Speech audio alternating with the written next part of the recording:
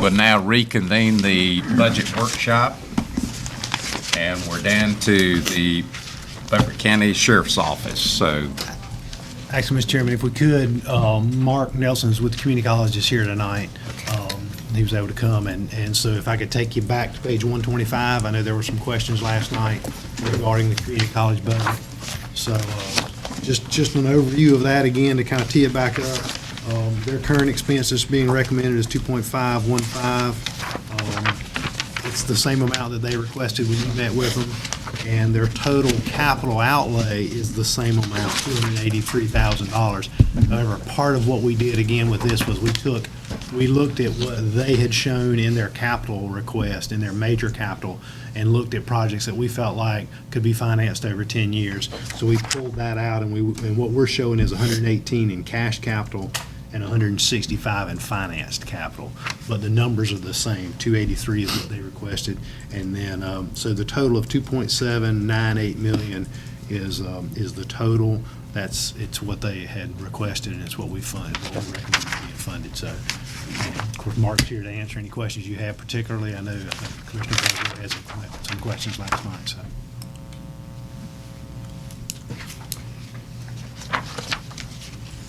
And you'll see their request on page 1.6.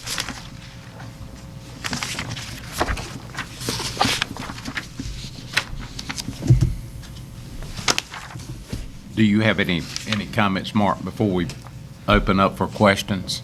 I guess I'll have to get with Brian on the finance and what he was looking at for the financing piece on which particular items, when we get ready to do that, provided you approve that funding. Mr. Buzzio?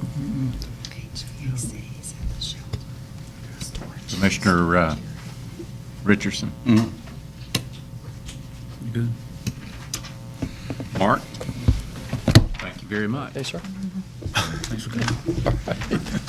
Hey, Mark, real quick, it was the major HVAC stuff, and then the shelter building is what we looked at before. Okay. So, but we can certainly get with you on that.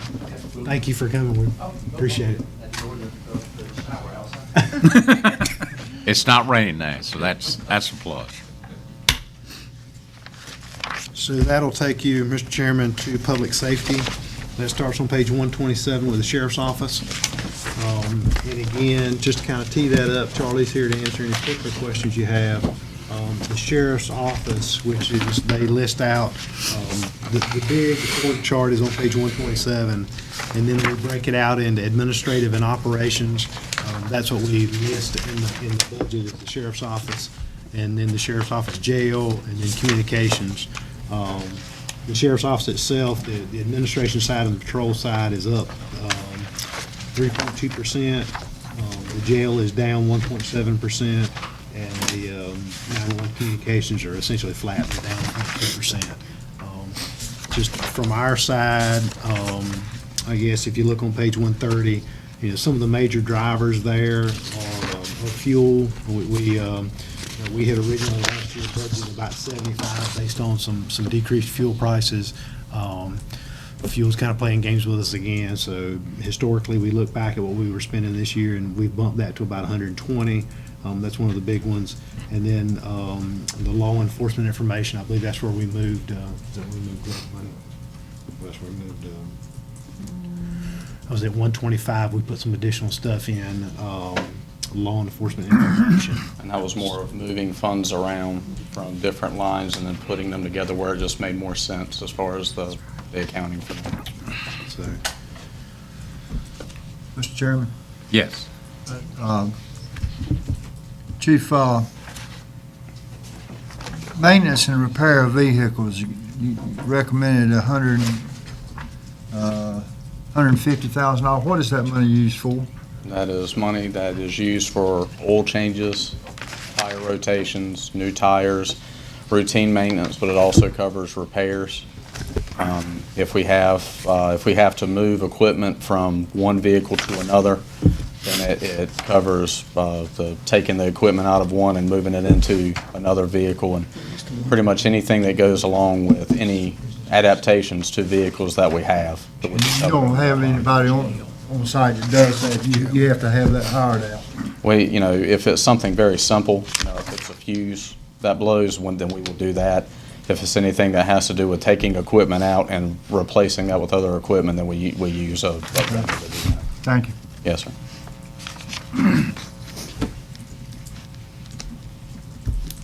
Mr. Chairman, Yes. if I could, just go over sort of a brief overview on a couple of the lines that just have had change. Yes, go right, And it just, that may lead us into or away Right. from maybe a question. go right ahead, Charles. On the sheriff's administrative side, I wanted to talk about the overtime line for salaries. We wanted to maintain that at the $200,000. What that does, and, the main part of overtime that we have would be for the extra things. If we're talking about transports that need to be taken that we can't use, a deputy who is working the road. If we have a major crime scene that may have investigators that have to stay out for hours. I'll give you an example where if we have a homicide, which, very, very thankful that we have very few of those, there may be 5 or 6 investigators that will work for, 18 hours. That would be specifically overtime for that given day. So that those are the drivers for overtime, that we usually try to do everything that we can to keep those numbers down, but historically, over the last 3 or 4 years, 200's been our number, and we want to keep that at the 200, even though knowing that there could be a possibility for that to spike if we have a weather event or if there's an event that goes on in the jail like we've had over the last couple of years. That leads me to salaries part-time. The part-time line, we're looking for a bit of an increase on that. That covers auxiliary or reserve deputies that we may have that have either may be retired and are looking to keep their certification, so they're still sworn law enforcement officers. And we utilize the part-time help and the auxiliary help for things that we have, like transports, if we need to sit at a hospital with an inmate or with somebody that we arrest and things of that nature. Plus, it covers the part-time help that we have at the administrative office and for that piece in investigations that we would have for our records. So that is, we're looking to take that from $35,000 to $45,000 just to try to help out and to try to keep the overtime number at what it is. Electronic house arrest, that is our pretrial release program. That is all the funds that are in that line are for pretrial release. And we've tried our best to capture the actual numbers and then budget based off of what we're looking at on those. Those numbers and those people can fluctuate from month to month. I think the low number that we've had has been 9, the high number that we've had has been 21, and we lease those units that we use. So we will actually drop, if we need to get more, we make a phone call and an email, and then within 3 days we get more units in for those. And then when that number drops down, then we send units back to try to keep that cost as low as we possibly can. But that's one of those numbers that it is a cost, but it's actually a cost savings on a lot of ways, because if they're on pretrial release, then the people are out, they can still work, and we're not having to house them in our jail. So that number is looking to go up a little bit, but the actual cost that we've incurred over the last couple of years, we're just trying to correct and make that budget number correct. Charlie, on that electronic house arrest, how many of those ankle bracelets do you lose a year? We haven't lost any. There will be a couple that someone will cut them That's off what I'm or talking yank about. them off. I'd say 2 or 3. We have, with the system that we have in place now, which is an upgrade from what we had 4 or 5 years ago, is that we get immediate notification anytime there's a tampering, and we get a GPS location. So, now if something happens and we get a tamper, that call goes out immediately, and then we immediately send deputies to go find, at the very least, they find the ankle bracelet. Right. And then we can then start tracking down the person who cut that off. So I'd say the easy number would be 2 or 3, but we've had some years where it's been 0, because the guys that are on pretrial release, they know that the alternative, if they mess up even the slightest bit, then we put them in our jail. So for the most part, those guys and girls that are on pretrial release know that and understand that that's a benefit, and they don't mess with us too much on it. Law enforcement information line, that is one that's going to show some change. Over the last handful of years, every dollar that's been in the law enforcement information line was buy money. is that, what we all call buy money. So confidential informant money that the drug unit uses in their investigations, either paying confidential informants to do the work of actually buying the drugs in the cases, or we're paying for information. There's times where we might need equipment on the spot that is covered out of that fund, but those are funds that are actively involved. Which fund was that? That's law enforcement information. I got you. What we've tried to do over the last 2 years, working with Brian and Anita on that, is that we want to make sure that the numbers in the budget are where they're supposed to be. So we had $10,000 in one line that might have been for us doing traps and traces on cell phones. That is covered somewhere else that it really doesn't make sense, whether it was the law enforcement supplies, which would be more like batteries and things like that. We also had some funds that were in software and support, because it is the computer pieces of us trying to locate and find people, whether it's through property that they've pawned or people's changes in credit or skip tracing or anything like that would have been in software support. So we've moved some of those funds to the law enforcement information line to give the commissioners a better idea of what money is being used to combat what type of crime. So when you see that there's a change from the 70 to 125, I've got my spreadsheet says a little bit more detailed, but I'll pass them to you. Don't be there. And that would give you the down to the detail of what is involved with each line. And that would show the changes, but in essence, that's what I've told you. There's some software that we use that locates pawned property and stolen property. That is under that line. We also use, there's a couple of applications that we can, it's amazing what you can do that they combine searches. So you can put somebody's name and date of birth into this application, and they will give you information of everywhere this person's ever lived. It'll give you reference and relative information, and a lot of times that's used for people who are looking to collect debt as far as skip tracing. But with us, if folks that are looking for debt are looking for people, then we can find people the same way, and we've been very successful with those things that we've used over the last couple of years. So I hope that is a decent enough explanation of why that those funds have been moved around, that we've tried to keep everything as flat as we can be. I'm not going to call out the commissioners who have told me this, that have told me for the last couple of years that it seems like we're actually budgeting a little bit too lean. But I think a lot of that is the sheriff sees what's going on, and as Tron, he tells me all the time, is that I'm the one that has my hands on the budget by the time that it gets to you, but it takes a lot of people to put that together. And the sheriff is adamant to listen to what's going on in the county and tells me to keep it as small as we possibly can. So the number that we are on all three of our budgets is the support level that the personnel that we have needs to do their job effectively and efficiently, but at that lean level. So we're at the point now, if we're looking to cut anything big into it, then we need to look at programs and the level of personnel that we have. And that would be difficult when the circumstances that we've got going on in the county.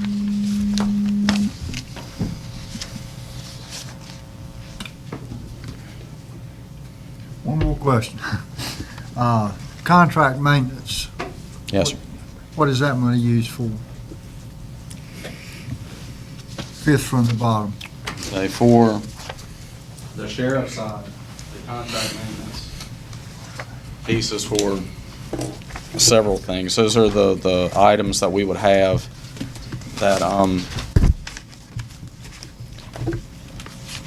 like if we've got an alarm system or the key fob system at our office.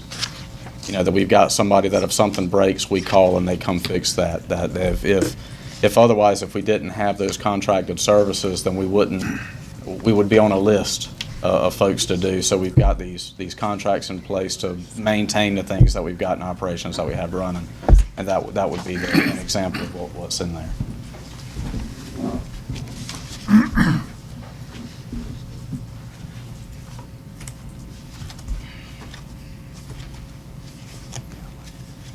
And I hope that answers your question? Oh, yeah, it did.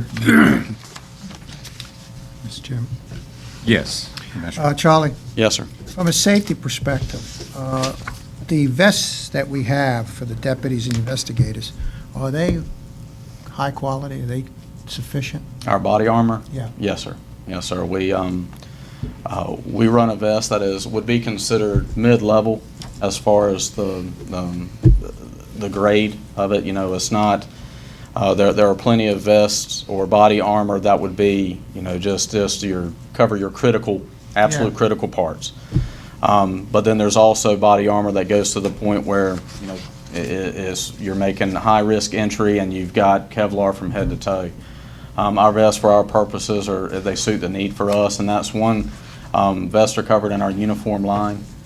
We have right at 60 deputies that we have, and we have it on a rotation, and we've had for the last handful of years that 15 new vests are purchased each year. So that way the going market is 5 years for a vest. That's what they're warranted for. You know, now, you know, I'm sure that you can make arguments whether that Kevlar will not work after that 5 years, but we're not going to put a vest that's out of date on a law enforcement officer. So we will buy about 15 vests each year, and that's covered in our uniform line. What about, do we have any for entry? Do we have the shields?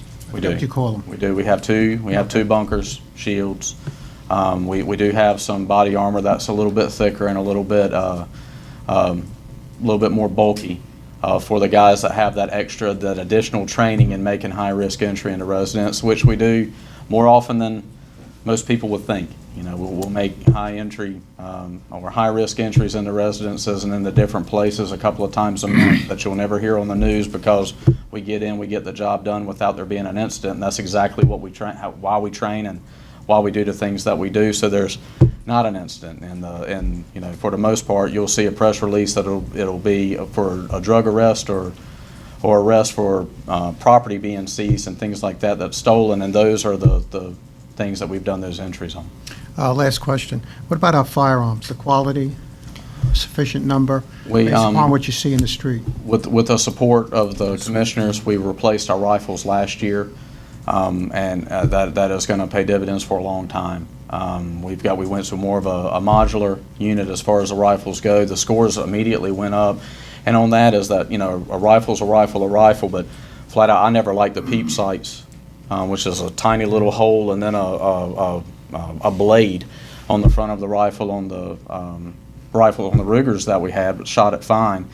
The AR style platform of sights that we have is a little different, and we've already seen some good benefit from moving to those rifles, and those will be good for us for many years to Good, come. thank you, Charlie. Thank you, Mr. Yes, sir. Commissioner Evans? Is there anything in the budget here for body cameras or? Yes, sir. You know, last year, let me backtrack. 2 years ago, we bought 20 body cameras. Last year, because of the equipment line the way that was, and we really needed to get those rifles changed, we didn't buy any body cameras. We're down to 17 just because of, you know, one body camera got drowned. Guy was working out when it was raining about like this, and, you know, the deputy was fine, but the camera didn't make it.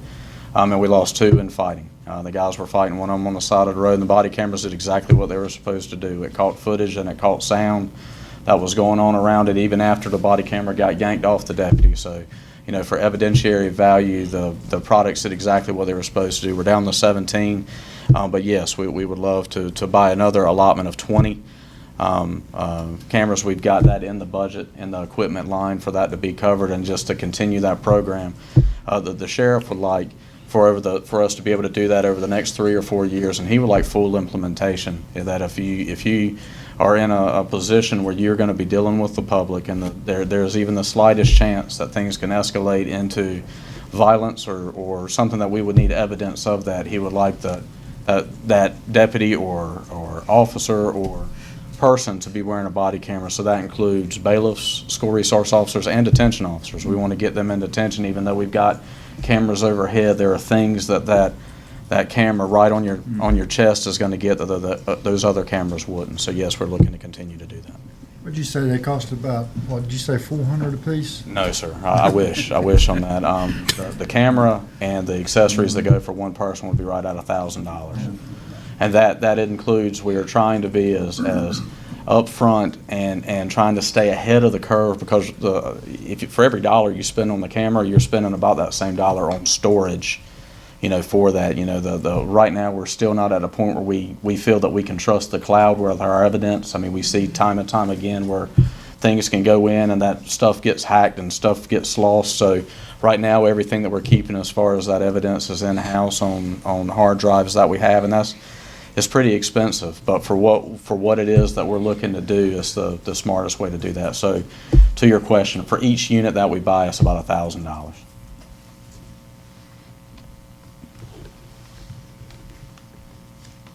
Charlie, when you look at the capital outlay on vehicles, at this level, is this what we're looking at pretty much on an annual basis in order to have a level budget without having to go up and down? Over the last 3 or 4 years, I've guessed a lot. I've used a lot of data that we've had and used a lot of information from other agencies, but I have guessed a lot. But a lot of those guesses have been pretty much right on the money. I've been saying for years that I think for our agency, we've got 70 vehicles in our fleet that if just break it down to simple math, if we can get 10 vehicles a year, then that puts us where on that 7th and 8th year we're rotating vehicles out. That puts us where we're going to be in between that sweet spot of 110,000, 130,000 miles, where that 125, 130 is where you really see the cost of maintenance on these vehicles start to pick up and spike. Where the talks that I have with a lot of people is that people say, well, the car isn't really that old. Well, the brain is fine, the heart is fine. So the computer and the engine is fine. It's the knees and it's the ankles and it's the joints that start to go bad. And when you're replacing front ends on these vehicles at 120 and 130,000, you're talking about $4,000 and $5,000, for these fixes. So if we did 10 a year and we moved on there, then we're going to find a need for those 10 vehicles. There are going to be times and there are going to be years where we're going to look at the numbers and we're going to see that we only have to buy 6 vehicles this year. And those are the years that I would say that we look at the vehicles that are more of the special purpose, that we look at our transport van. We've got a transport van that we're putting miles on every day all over the state. That's a 2000 model. It's got a diesel engine in it, and the thing is as strong as it probably was in 2000, but eventually that's going to have to be replaced.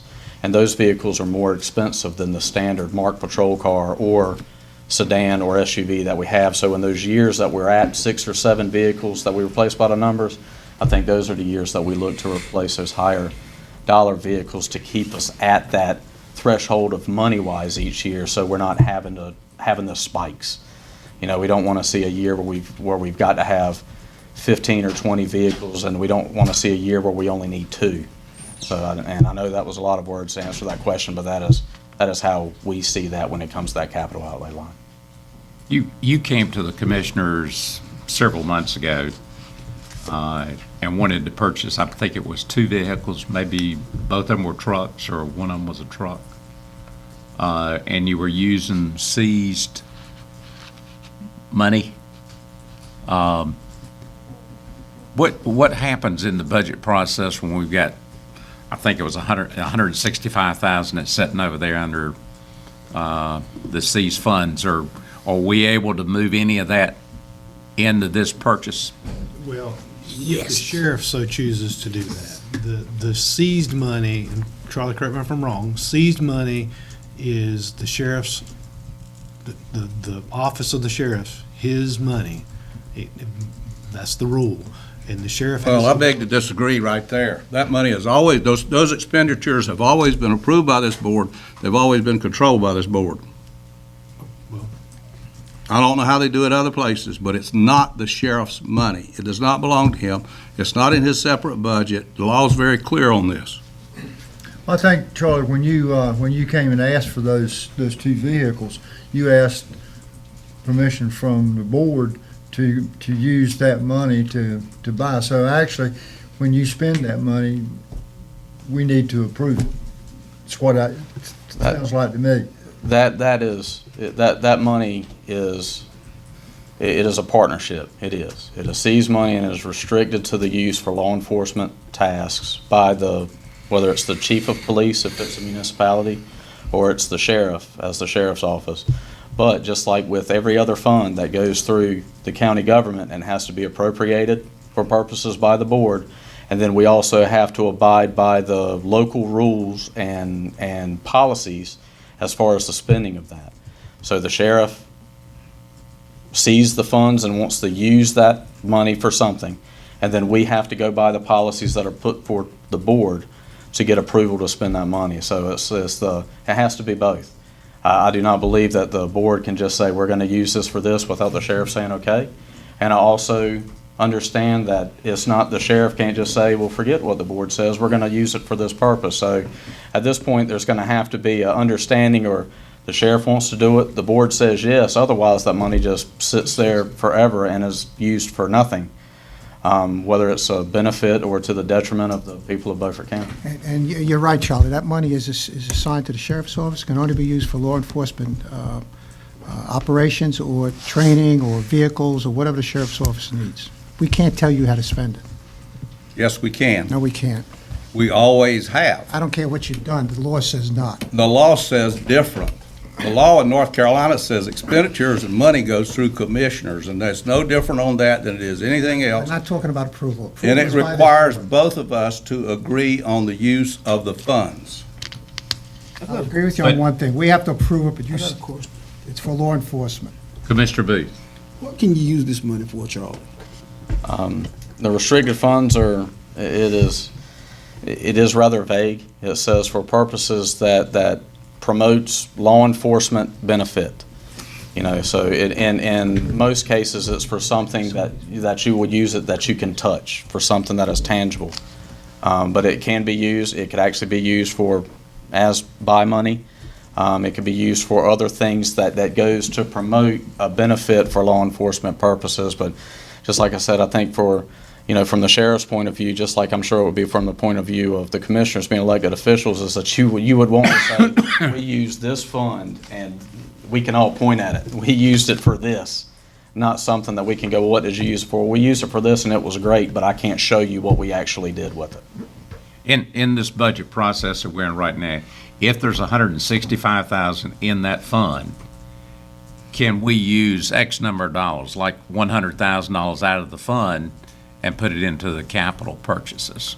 I think, again, it goes back to what Charlie said, and if you can get an agreement between the board and the sheriff, and if that works, then. Well, there is some language in there, isn't there, that goes to narcotics or drug-related? It's not just for anything. No, sir. Well, there are restrictions that it can't just be That's right. used for anything. Like if we were to purchase a vehicle, it is highly encouraged that you use that vehicle for law enforcement purposes. That we wouldn't use that money to buy a vehicle and then let the health department, as an example, use it for whatever purposes that they're going to use it for. It needs to be a law enforcement specific task, but it does not have to necessarily be for fighting drug crime, because there's enough of an argument that you can say that all crime is based off of drug crime. I mean, really, when it comes right down to it. I got one other question, Charlie. In that $165,000 that you got from the seized money, right? Yes, sir. Well, don't we give like $70,000 a year for drug buy money? You do. Actually, we've got $125,000 recommended for that for next year on Okay. page 130 out of the I'll general. say on those that, two- that covers multiple Yes. Those things. two are not together, though. They're separate. They are funds. separate funds. Okay. Yes, sir. Yes, sir. And then that's where I go back to is that I have not had a conversation with the sheriff specifically about using drug asset forfeiture money for buy money, but that would not be my recommendation, just for the simple fact that I want to be able to show the people something that we purchased with it. And where buy money is important, and good gracious, I could talk about that until I'm out of air of how important that is. But really, the only thing that we can show on that is arrests and court cases that we can link to when it comes to the cases for that. And that may be enough for a lot of folks, but in a lot of ways, I don't know if that will be enough for the public to understand really what we've done with that Mr. Chairman. Mr. Chairman. Yes. Charlie, any of that money from joint cases with the feds? Yes. All of it. Yes. Well, I wouldn't say all of it. What is not? I wouldn't say all of it with joint cases. There's a lot of cases, and the reason I say that is that it might technically be joint because there was a federal agent that wrote a case on top of our case, That's right. but it might be 90 to 95 to 98% of Beaufort County time and Beaufort County work, and then we handed over a box with a ribbon. And to get to things, and a lot of reasons why we do that is because there's not a asset forfeiture law, a state level law, that it has to be feds. And a lot of ways it would be great if there was a state case, because quite frankly, the feds like to go out, they like to go money hunting, and we want to go after and get dope off the street.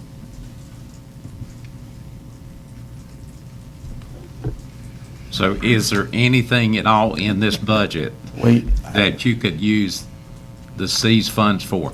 Not all of it, but I guess I'm asking, can you pull part of the money? We have asked through the budget process, we have asked for the commission to appropriate the entire amount, Okay. to give us the ability and the leverage throughout the year to use that with going through the policies and procedures of the county and through the board for things that we would need to use that for. I have not had a conversation with the sheriff, and I definitely, before I would speak on it, would have to speak directly to the sheriff on whether we're going to be looking to purchase vehicles again after the last go-round that we had with that. But there's a lot of things that we do, and the examples that I give in the spreadsheet, there's a color coding that covers the drug unit expenses in our budget, and most often those items are cut after the budget process because we need to spend that money on other things.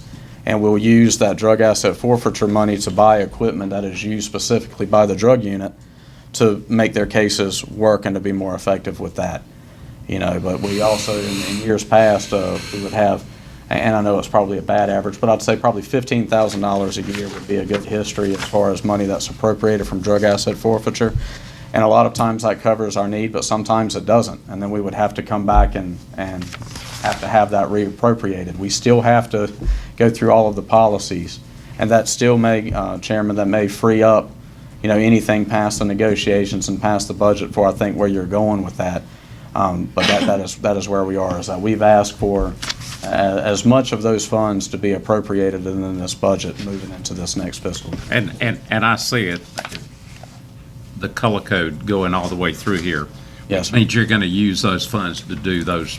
And we are not, that there is absolutely nothing in the plan right now for us to use all of the funds that we have. We want to continue to use and buy equipment that we need to throughout the year, but if the situation does come and allow that the sheriff says, well, let's use a chunk to maybe try to buy a vehicle if we didn't get the 10 vehicles that we've requested, we go before the board just like we normally would without having the added step of having to reappropriate or do budget amendments or all of that through that. Okay. It doesn't cut a corner. It just makes it where it's approved here, and then we go through the process later on if we choose to do that, and if the board goes along with that. I got a question. Yes. Anita, how old is this pot of money? It's not a one-year thing. How long did it take to accrue up to 160,000? I'd have to go back and research that. It took years, didn't it? It looks like Yeah. we, on average, collect about 15? $20,000 a year. Okay, I've got you. I thought maybe we were doing that in 1 year. No, no. No, sir. You get ready to spend it in 1 And year. if I may on that is going to fluctuate. And we are still receiving money from cases that are 10 and 15 years old that are still going through the process of being adjudicated, and then the money gets distributed through there. And that, I wish we could give you a better detail of when we're going to get it, but for the most part, the finance office will receive an email and then money hits the line. And it might come from a DAG case that we did back 20 years ago, and then that nobody here remembers. But then you find the paperwork and go back and backtrack and go from there. Any I have some questions. Commissioner Richardson? What is the line item in here that says benevolent donations expense? Okay? Which I wish that line wasn't in here, because it actually looks like we're asking for money and receiving it. When, if we were to receive a donation, if someone was to say, I would like to donate $100 to the sheriff's office for, for any event, whether it's, us sending out birthday cards or flowers or we have a fundraiser, we sell calendars that each year, and then that fundraiser goes to that line that covers the Christmas party that we have each year, that the expenses that we have from that line, that none, to my understanding, not $1 is county appropriated dollars. It's all donations and fundraising throughout the year. But for the purposes of accounting, we have to show that as an expense in the budget. So that is what that line is for. So you wouldn't see any money going in, but you would see money going out as that is used throughout the year. There's a revenue offset of 5,000 on the revenue side. Okay, because it's got to be, you can't just have, That's right. okay. All right, the other question,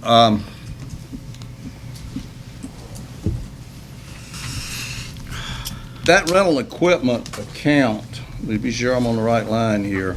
No, it's smaller than I thought it was.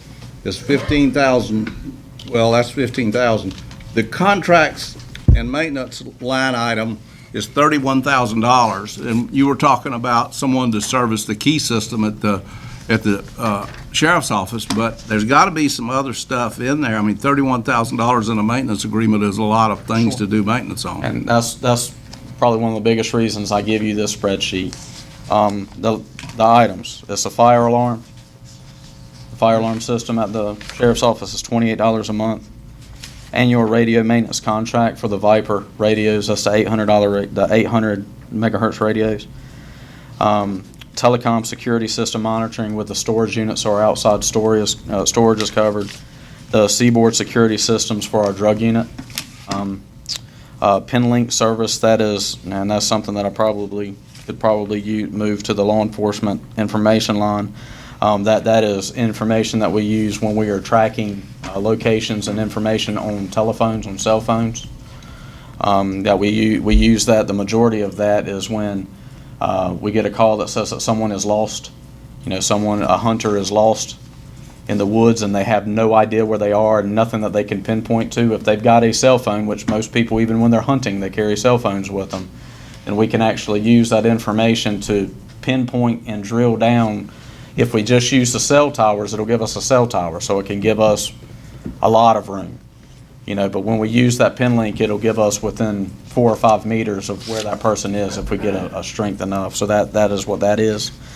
The Toshiba copier annual maintenance, which is a big chunk of money. That's over $10,000. And then MorphoTrack annual maintenance. Those are our live scans for fingerprints. Gotcha. That we've gotten. If you remember, we've got 2 of those now. So it went from $10,000 for the one, that when we got 2, so we can have a live scan in the office and in the detention center, that it went from about $10,000 annually for that service to $16,000.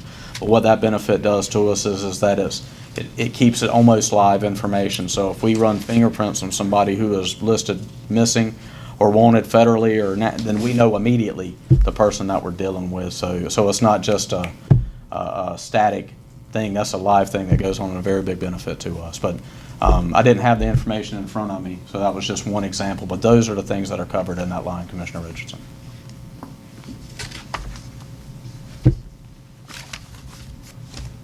Law enforcement information, $125,000. Yes, sir. That was the line that I said that historically was $70,000, and it was only buy money. We had one line. We ought to just call it buy money, because that's what it was. It was law enforcement information, but it was right at $70,000, and that's what we've used for the last handful of years as buy money.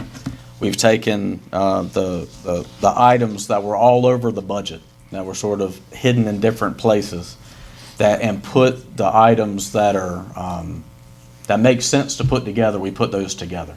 And that took us from that $70,000 to where we are now, to the $125,000. But other lines that we had went down along the way, or stayed static, even to the point that we're doing different and better stuff with those funds now. But that is the change in that law enforcement information. But $125,000 is what? That's about $600 a day in buy information. That's a lot of money for a small department, $600 a day. I mean, you almost think somebody's out on the street corners handing out money. Well, I'm glad that you asked that. I'm glad that you brought that up. Because for years, you've been saying, hey, we need to get this money looked at. We need to Yeah, get we money do. looked at. And then the audit, this last year, they went and they spent over a day. They spent about 9.5 hours going through every transaction that went through that $70,000. So in a $60 million audit, they spent over a day looking at $70,000 in the fund. And every dime in that fund has been accounted for and attached to legal documents and court cases. And the only thing that came across as far as a discrepancy was that one day we were tracking somebody and we were in Pitt County, and the guy that was in a rental car thought that he was burned. And he's a bald-headed guy just like me. We're the easiest ones to burn. So he stopped at a store, bought an $11 hat so he can put on his head and not be as that recognizable, and he lost his receipt. So instead of turning in the receipt, we went and he got written up. He had to do a memo saying what happened, and we were even at the point where we were going to get a statement from the guy who sold him the hat. So he ended up doing a whole lot more to make sure that we knew that everything was covered. So I was going to forget to mention that, but I'm glad that you brought that up, and that I hope that in the audit purposes every year. I'm glad you brought it up too, Charlie, because the way it was described to me was the audit looked good because all the paperwork worked. That, that's still not an audit to me, because I don't trust anybody until I begin to see some data and some information that we use so much of this to pay off so many drug dealers and do this and do that with. I still don't know what you're doing with the money. Well, every commissioner here has had an open invitation for the last 2 years to get as much involved with the sheriff's office as you're willing to do. I've told the board in open meetings that I will put you in a surveillance vehicle while we're actually making those deals if you choose to, and I will do that. I will, we try our best to be as transparent as we possibly can, and some commissioners have taken us up on this. Now once again I'll offer it. If you would like to, I will put you right in the middle of a deal. It's just the only caveat that I give on that is that those paperwork records are court documents, and those names, is very important. And if we leak that information out, we're not talking about people getting hurt, but we could talk about people getting killed because of that. And we understand that, and we would want anybody else involved to understand, to include a commissioner. But I mean, it's been open for a long time. I'll take you up on that because probably will, because that is a lot of money to have to pay for buy information, and I just wondered if we're too free with the money. I'm wondering, Charlie, while you're thinking, I just did the math. If you take 100,000 and divide it by 365, that number is $273.97. It's not $600. Just to set the record straight. And I thank you, sir, for that. But I'll say that the guys who are out there working cases, and they're working the drug cases, we are aggressive. And we know that, and we understand that, and we get in deep when it comes to trying to divert people from coming into Beaufort County and bringing in the large amounts of dope. That's the biggest thing that we've got going. As far as you look in every county around us, and they're dealing with problems that we are just not having to deal with on a daily basis. Every direction, not just Pitt County and not just Craven County, but Washington County, Martin County, Hyde County, Pamlico County, they're all dealing with problems that we are not having to deal with on a daily basis. And I'm not saying it's all because of the drug unit's work, but a lot of it is. A lot of it is that our two biggest issues that we have with crime are drugs and property crimes because of drugs. And we have to combat it all like it's part of the same system, because it is. When we get these press releases and these other things where these guys, 2 or 3 guys are breaking into 40 and 50 homes, they're doing that so they can sell or trade that stuff so they can buy drugs. So we need to continue to work that. With the funds that we have been allocated over the last handful of years, we have to slow down our drug unit at about 9 months into the year. And we can show that by the times that we are taking out sums of money from the account that we have, that we're having to slow down. Well, the last 2 or 3 months of the year, we have to do a lot of what we call drug interdiction, which are cold traffic stops, because we don't have the funds to use the confidential informants that gets the Mr. Big. Well- you keep on bringing up. That's right. We're after Mr. Big. But Frankie, by the way, I get closer to $300 and something a day rather than 265 when I do my. You need an Apple smartphone. One of us need to learn how to divide. And look, if you want to know what that is by the hour, it's did- $11.43. I did mine the old way, but that's still a lot of money to be on the street. Now, since you brought that up of having to slow down, in the past, when you have had to slow down, the sheriff's department, you may not have been here when this happened, but we have gone into this money that we were talking about a while ago, the interdiction money, and we have used that money for buy money. We've used that money to supplement so that they could keep going. So that's been a use of the money in the past, one use of the money in the past. And it could be a conversation moving forward. Our guys now, this last 2 years, our drug unit has made more major felony cases than in any other time since I've been here. Russell Davenport, who runs the drug unit, he has had bigger cases and more cases than in the 20 years that he's been working dope in Beaufort County.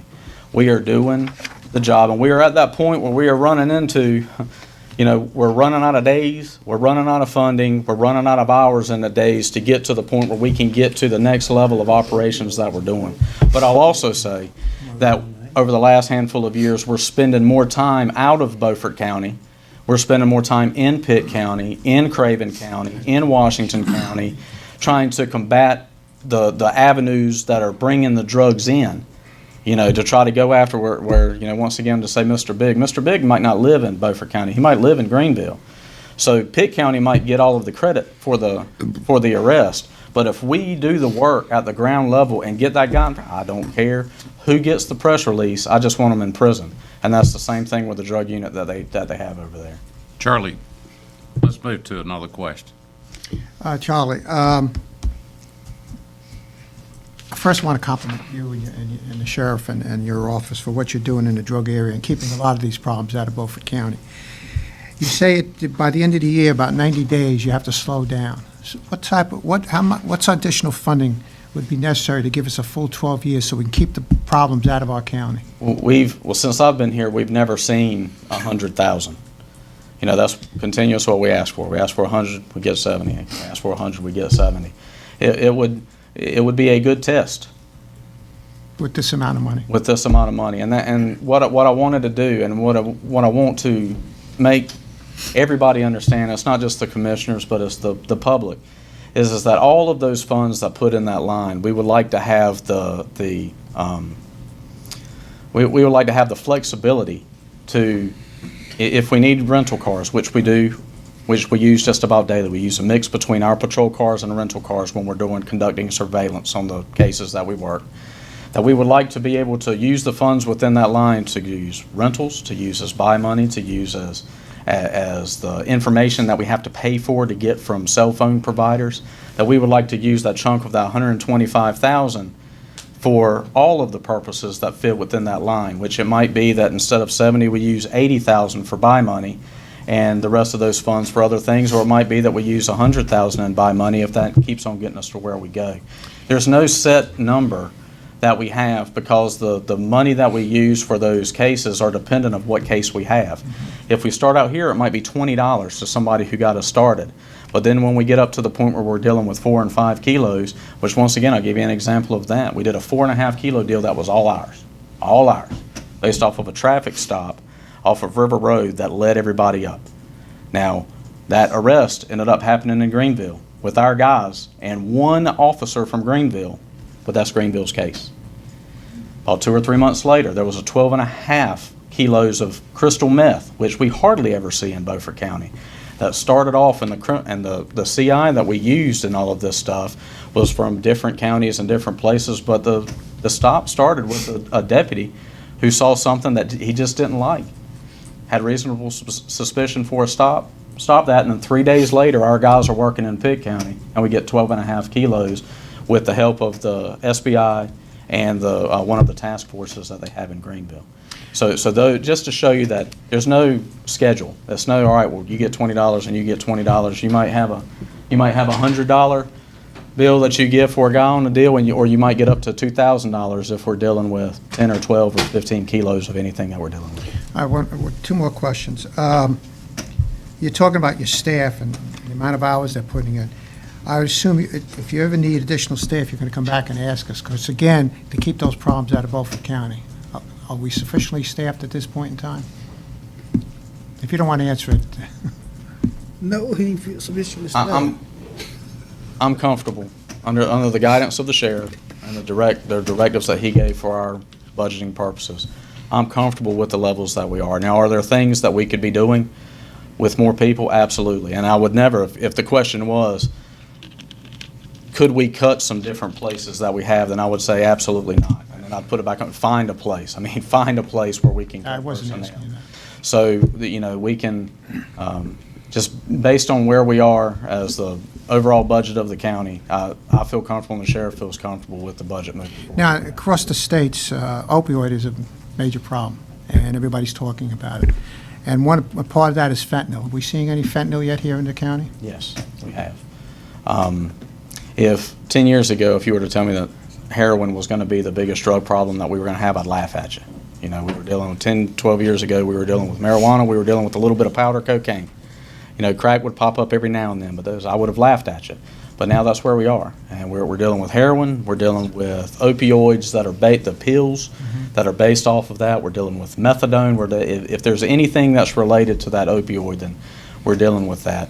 With the heroin that we're seeing, and some of it is fentanyl and then carfentanil. So, I mean, it's pretty much, it could be a one-shot killer. If somebody goes and they inject any bit that has an S, 200 times stronger than anything else that's around there. And then, yes, sir, we are dealing with that. I think about micrograms, a dose, 2 Yes. milligrams will kill you. A lot of that stuff's coming out of China. They're inundating the United States with it. Illegal, illicit.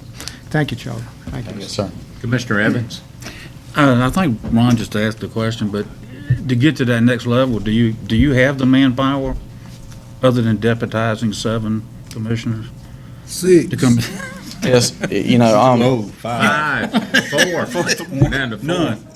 our drug unit is top notch. If we were to, if we were to parachute those 6 guys anywhere in the state, the sheriff there would grab them up in a heartbeat and put them right to work.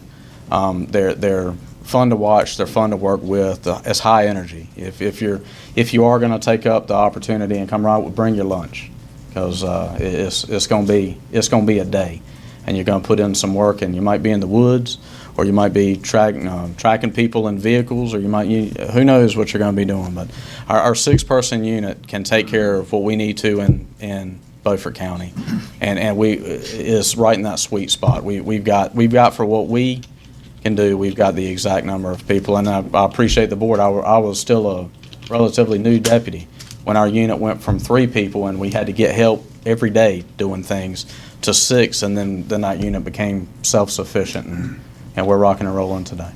Commissioner Langley? It's just a technical question. How quick a turnaround is it in your restitution for buy money when the person is sentenced and they reimburse you for the buy? What's the time frame for you getting? And I know a lot of folk who get put on probation. I know that's a slow process, but just an idea if you have it. If we're dealing with local restitution here in our courts, then it's pretty quick. It'd be within a calendar year, I say pretty quick. If we're talking about stuff from federal and the money that comes back from that, like I said, we're getting money from cases 15 and 20 years ago. That's on those, but the local stuff is pretty good, and we're pretty aggressive on that. Is that we track the money that we use to the point where we make photocopies, and we try to compare dollars, and we try to get back everything we can at the bust that we do, but we try to get back that money as much as we can, and within the calendar year, if it's a local case, would be what I'd say. We'll take one more question, and then we're going to move into the jail. This is a question kind of for you and Mr. Hedgepath. It's my understanding that some of the drugs out there now are so toxic, the dust from some of these drugs, that we're sending some guys out, they brush some of the residue, and it's pretty bad. Is that? There's an out-of-state case that's pretty local, that an officer who was searching a vehicle brushed up against drugs and actually overdosed. Right, that's what I heard. And that goes back to the heroin that was laced with carfentanil. Okay. That I mean, it's dangerous stuff, but and I don't want to make light of anything that goes, but if law enforcement training, every year, we go over of the dangers, and, you know, I say to the guys all the time, and we talk about it, that, you know, we don't bake cookies for a living. You know, and there's always going to be dangers to anything that we do when it comes to the enforcement side, and we do receive training on things like that. But that there's always going to be risks to things that we do, and we've seen a lot. We've seen a lot that'll never get on the news, as far as folks that are booby trapping drugs, and, you know, folks that are locking up and setting traps in vehicles, and then the things like that. If you're just dealing with the stuff that's out there that'll kill you. So, but thank you for the question. Can we move to the jail? Yes, sir. Okay. Following your lead. Detention center, I guess, is the, Yes, I'm still a little old school. I call it a jail. well, we've used both. On the front page, we use detention center, and when you flip over for detail, we're using jail. Yes, sir.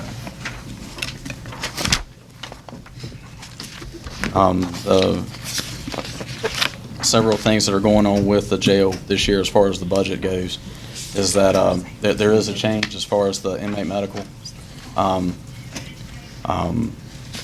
With the partnership with the health department, you know, some funds are being moved from that would normally be considered under the jail budget that are moved over to health. So that's going to show a change in that. And one of the things that I did want to mention is that you know, best case scenario, and right now we're still on schedule for that, is that changeover is going to be October 1st.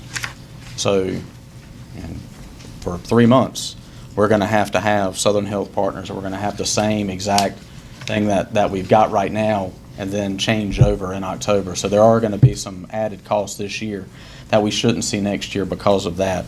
So in the line in the spreadsheet that I gave you, gentlemen, you'll see that the professional health services, where they are showing to be down, that still covers Southern Health Partners at $65,000. The health department piece that we're going to pay, through mainly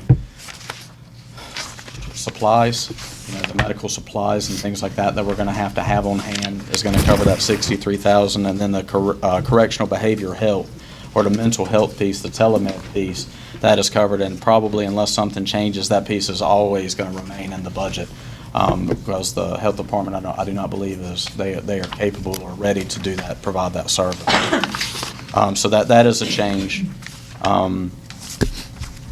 The overtime in the jail, we're asking for a little bit more money on that, to move from $35,000 to $50,000 on that.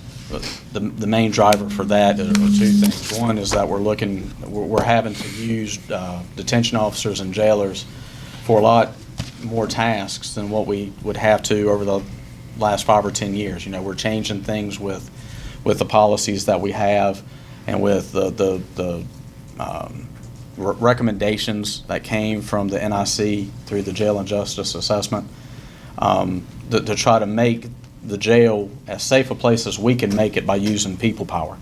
You know, we've increased the level of cameras and the service that the surveillance will do, but that only covers a little bit. I mean, we all know that just eye fatigue itself, you can't sit a person in front of 20 screens and expect them to catch anything over an extended period of time. So it takes people power, making those rounds and extra rounds through the jails, in a jail that we have a lot of nooks and crannies and things like that. So that covers that piece, and then training.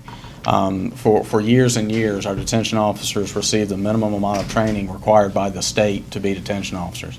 Over the last couple of years, we've increased the level of training for de-escalation of hostile encounter training, and also defensive tactics training. So the detention officers are receiving more training like a patrol deputy would, in turn making it where they have to call the patrol deputies off the street to handle an issue in the jail less. So those things, I'm actually very proud of the folks that are down there. We've hired well, we've retained well, and we've trained well over the last 2 or 3 years, and it's showing it through the level of professionalism that is being shown by the guys in the jail every day. And then the fun one, inmate safekeeping.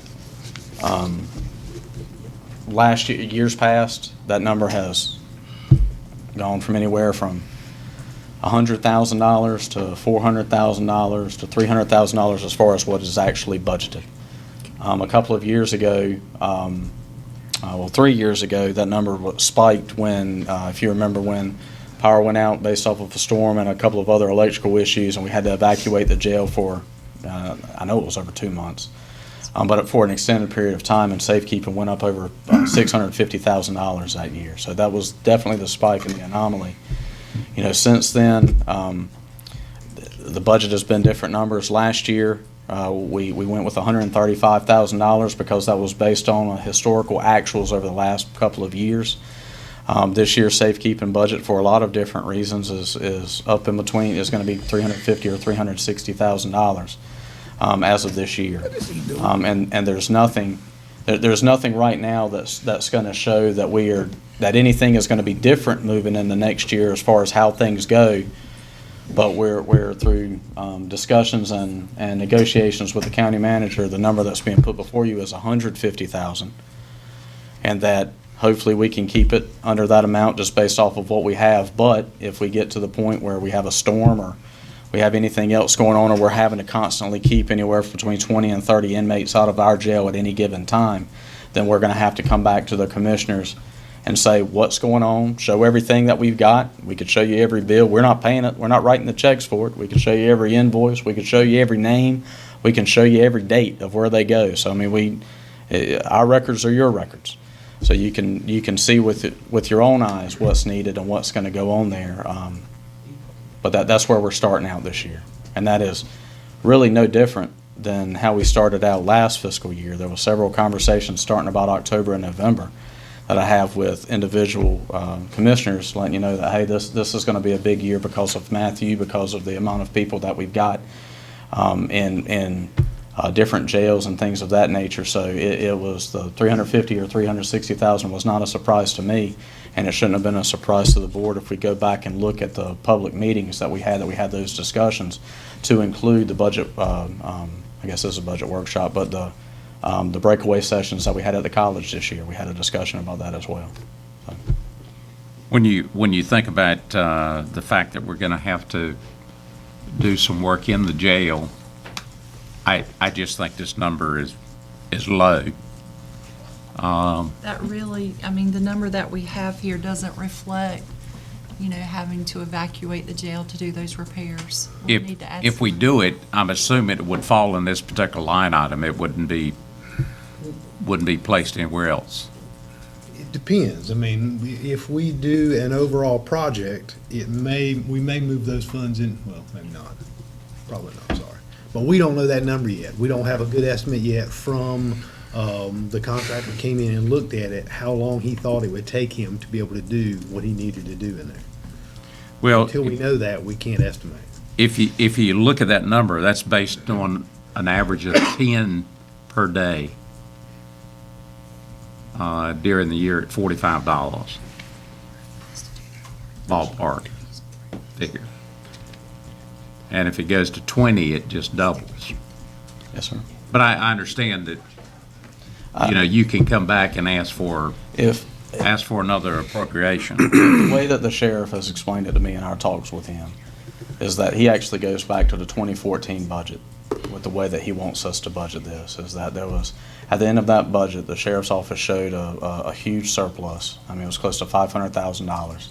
And at the end of that year, that money went all kinds of different directions. The only thing that I'll speak about was that we were able to purchase more vehicles. And at the end of the year, we caught up with that. But that money went in all kinds of different directions. And that didn't sit well with commissioners. That didn't sit well with the sheriff. I don't think anybody was really happy at the end of the day of how that broke down. So then moving forward as far as budgeting, the sheriff was more comfortable, and the county manager and finance officer was more comfortable about those numbers, that we could way elevate it and then never use it, and then it show a surplus, and then it shows that, oh, well, we performed well, whether we probably didn't. We probably didn't perform all that well, but we had that big surplus. We would rather not have that. We would rather ask for the minimum and then incrementally add to that, so at the end of the year, there's not going to be this possibility of everybody sort of grabbing into the cookie jar and throwing money in 14 different directions. So that is how we see it from our side, and I hope that makes sense to the board.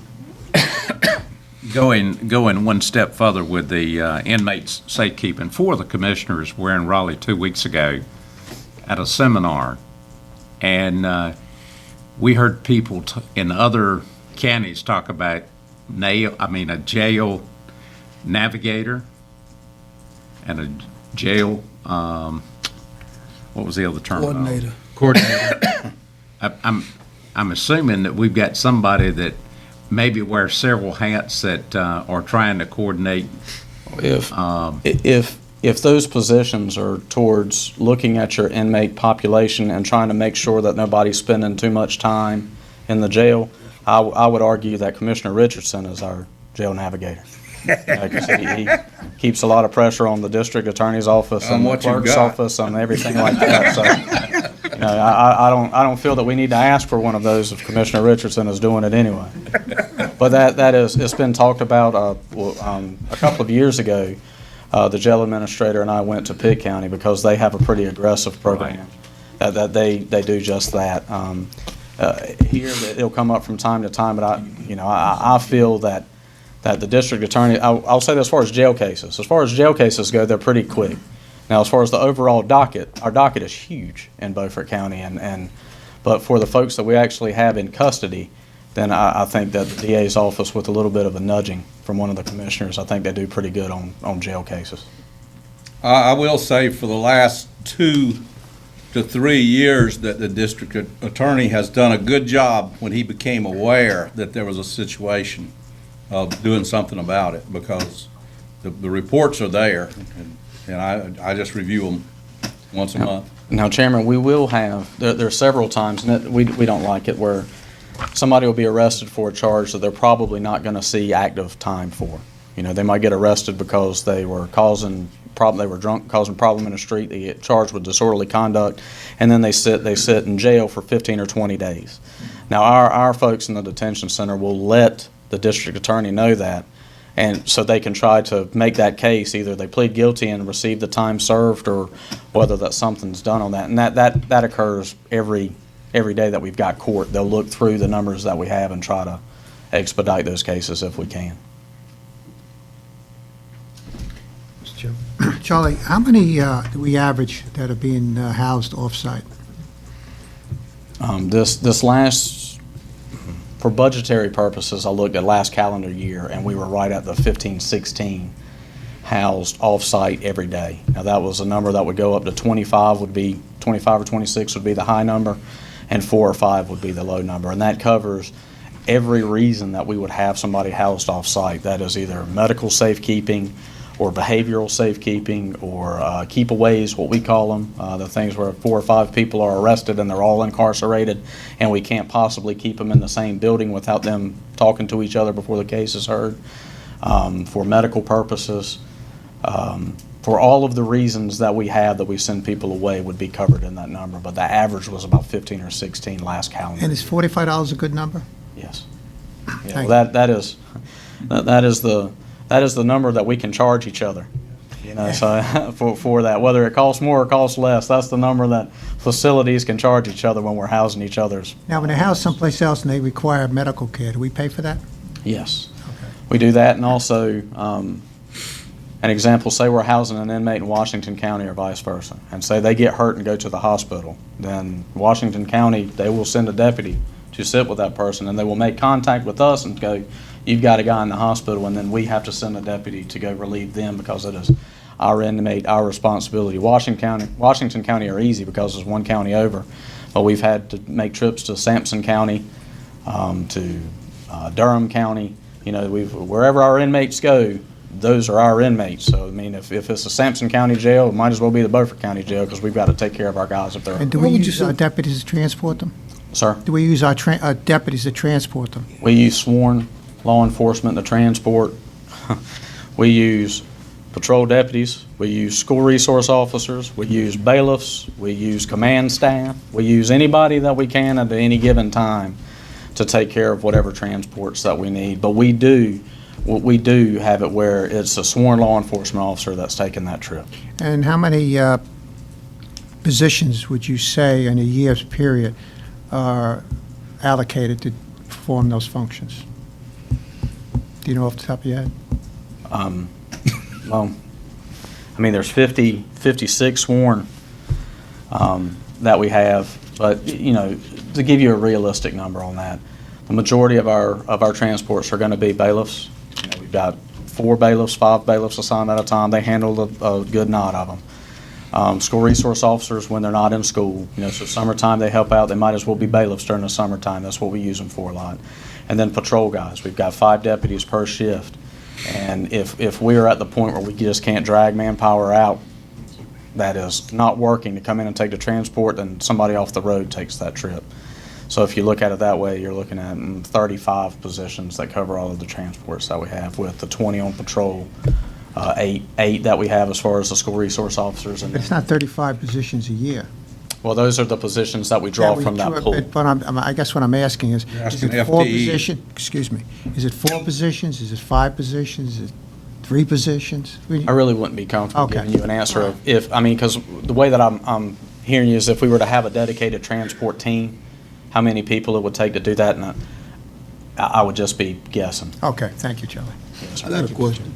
Yes, Commissioner. How you look at some of your reports, you got inmates as far away as Morganton, North Carolina. What dictates where you send them at? Is the space available? I mean, because if you got one guy that you send all the way to Morganton, and you can send him to Pitt County or Berkeley County or somewhere like that. If you see Morganton, if you see Foothills, which is normally Morganton, that's a juvenile facility. Okay. So we're very limited on what we can do there. But for the most part, if you see the outlying western part of the state, it's a prison issuance, and we just have to take them wherever they say that they can take them. Local, I wish I could tell you that we had a relationship with Pitt County that we could take folks to them, but we just can't. They've got their own issues with overcrowding. So a lot of times with us, we've partnered with Pamlico County. They've done a lot of work for us. Lenoir County has done a lot of work for us, and Sampson County has done a lot of work with us. Dare County has helped us out a lot in keeping the people that we know are going to be in jail for a long time, and they don't have a case docketed, so they'll take 10 or 15 people at a time, knowing that we can take them there, leave them there for weeks, months at a time if we need to, as long as the numbers aren't right, and then come back and get them at one fell swoop.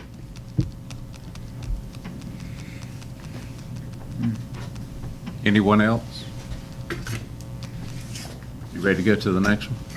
I can. I say you or Vic, who's taking the communication? Or is that Brian? This one ought to be pretty easy. Oh, it is. It ought to It be is. pretty easy on this I one. wrote down here flat. I think, and I want to say it might be a little down, right? I mean, so if it's flat, it's at least leaning downwards. With our communications budget, last year, with the support of the commissioners, you allowed us to finish up our project with emergency medical dispatch, which is absolutely huge. And with that, you increased the amount of full-time telecommunicators that we had by 4, and then allowed us to have a quality assurance position as well. And we've taken that. We're trying to do the crawl, walk, run approach. We're not just hiring anybody who is a warm body. We're taking our time to make sure that we've got good qualified people, because we are asking them to do things that not just anybody can do. The folks that are in there, they have to be able to hear 3 or 4 different things at any given time and pick out the information that they need to get out to the people that they need, the resources that they need to get to in a timely manner, because lives are at stake with every call that they do. So we've had a really good year when it comes to the communications budget. I think that we did a I'll say fairly adequate job of budgeting those lines that we needed to pick up to cover the addition of those positions. So you would see a little bit of adjustment in several of the lines, but the adjustments that we could make in a downward direction, and I feel that we did. Mr. Chairman. Yes. Without spending a lot of time on contract services, explain to me what all that entails. Okay, $82,000, that's a lot of money, that's why I'm asking. Sure. The 911 center covers the communications hub for the county. And so a lot of that money is going to be for vendors that come in and do the maintenance work on the entire communications system, whether it be the computers that are inside of our building, the servers that are in our building, the lines. And I mean, I learn every day from just the teleconferences that I'm in and the webinars that I go to, and just listening to Vic as we have our discussions about it. There's a lot that goes into it, and I think Vic is doing an absolutely fantastic job of getting the whole communication system, but the 911 center where it needs to go. So every dollar of that line is towards vendors that cover all of everything from the hardware to the software, and also to the point of, I get back to, if we have a storm, if we have a hurricane that comes through and wipes out our radio system, if we have service contracts with these people, then they might be a little bit more obligated to get their trucks up to help us, as opposed to it be with a county that does not have those contracts in place. So that was one of those things that when Vic came in, that we had very little as far as service contracts, and we wanted to bolster that up so we would be getting towards the front of the line if we have any issues. And we've had several times over the last couple of years where we would have at least part of our 911 system go down, that we would still be able to function, but we make a phone call within the hour where folks are showing up in their trucks and we're getting our system back up. So it is a cost, but it is paying dividends for us in that system. Appreciate it. Yes, sir.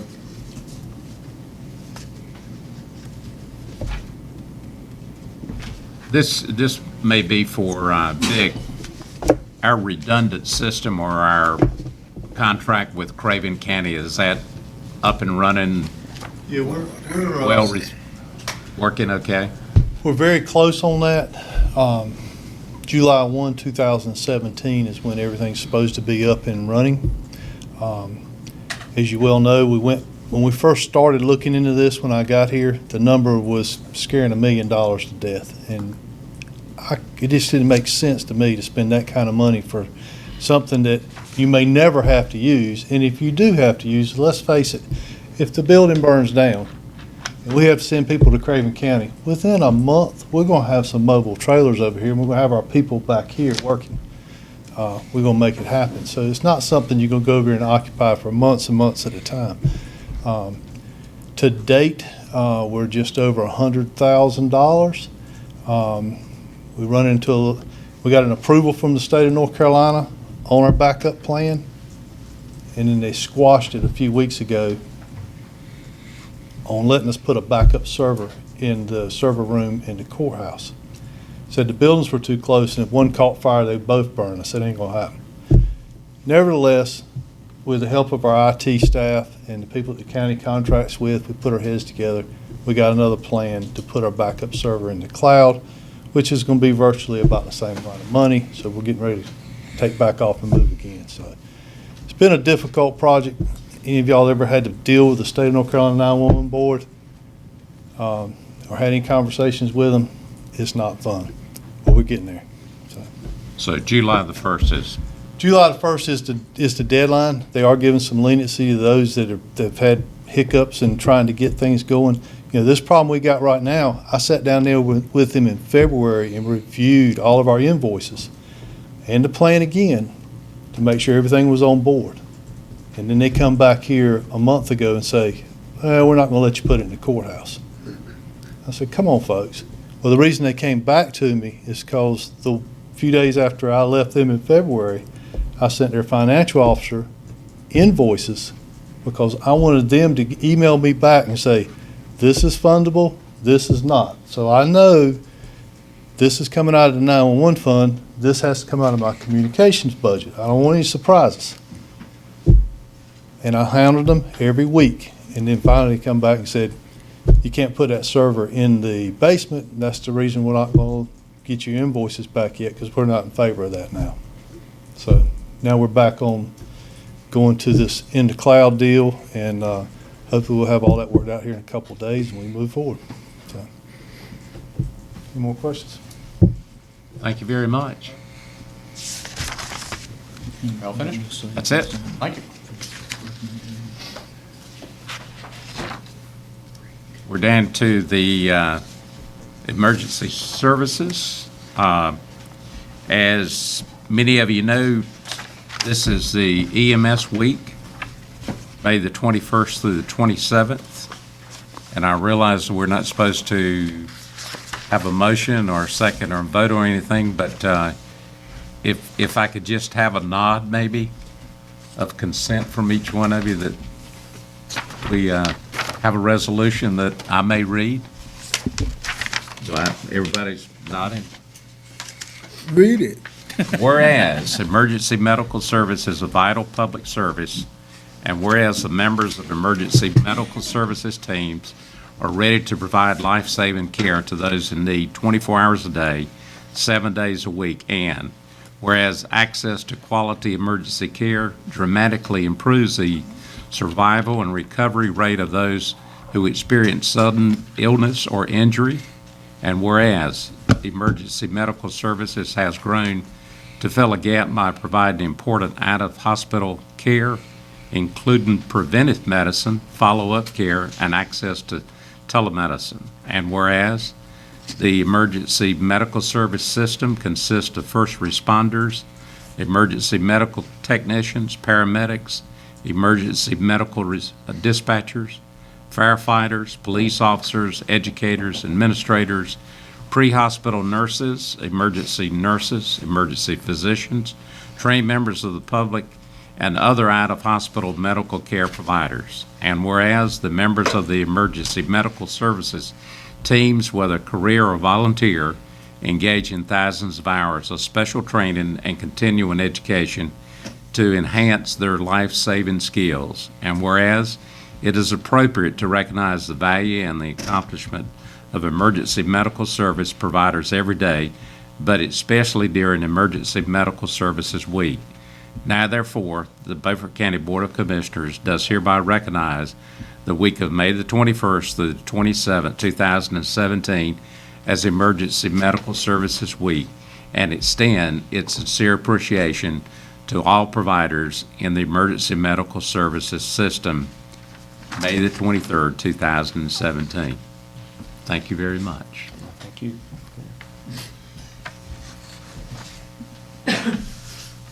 Now we're ready for your budget. All right. Thank you for recognizing that for us, Commissioner. I say Brian, I guess. So just a couple things. Again, this was kind of a reshuffle when we moved, or when the EMS director, we moved that position to the emergency services director. So essentially, Carney's going to talk from the perspective of the emergency services department. He's got a couple things that he wants to talk to you about in the structure. Essentially, on page 135, you see the structure. You got the emergency services director. You got animal control as a division underneath that. You got EMS as a division underneath that, and then fire/emergency management as a division underneath that department. Couple of name changes I think he wants to make on some of the people we want to shift as part of the budget. Just move some people around. Actually, he's just going to move one around. Originally, there was an administrative person, an EMS specialist person in EMS, and then there is a emergency management specialist person. I think Carney's looking to move that position, kind of an admin position. That way, the support from the emergency services office can filter down to EMS, animal control, and emergency management to help them administratively on some things that they need. And then I think overall, he's looking to name those operations chiefs. I mean, right now, they're chief animal control officer and EMS operations and training officer and fire marshal and emergency management. And I think what he'd like to do is simply change those to operations chiefs. So you've got animal control, you're still going to have, well, you tell them. Yeah, under animal control, because of verbiage we saw in other state regulations, we're going to leave that as chief animal control officer for clarity. But each of the other divisions, currently, Glenn is serving as our operations chief for EMS. And in the same thing, we had John's position was director of emergency management. And just for clarity of things and trying to keep everything across the board, just like to make a title change for an operations chief of fire and emergency management. And you'll see that on the org chart on 130 minutes. In addition to what Manager Alligood said, under the EMS or emergency medical services budget, it did have an EMS specialist, which served as an administrative role. And in the reorganization, I'd like to move that to Angie. She's doing us a great job administratively, but change her title to administrative specialist, which would not cause confusion for some of our outside people calling in and trying to figure out what's going on, but be more in line with exactly what she's doing. and be utilized through all of emergency services, including helping out the animal control admin. That's just a title change. Yes, right? sir.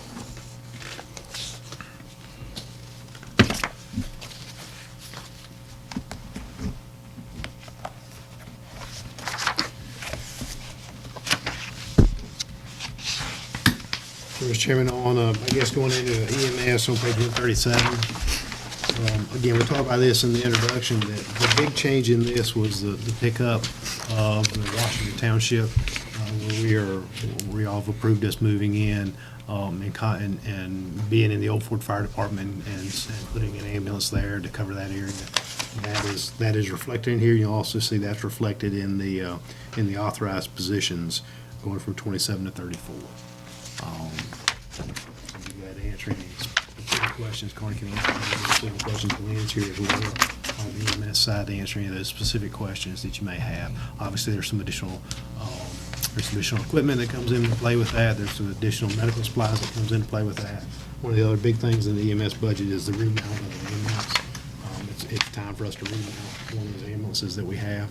And that's simply where you take the box, you pull the box off, you put it on a new chassis, and you rework the box and clean the box up, and then you're ready to go again for the life of the chassis again. So The one that's in the budget under capital, is that the one that we talked about maybe 2 months ago? it is. It's the one that Glenn mentioned Okay. at the retreat. So we're using the same, if my terminology is right, the same box on the back, but it's a new vehicle. That's correct.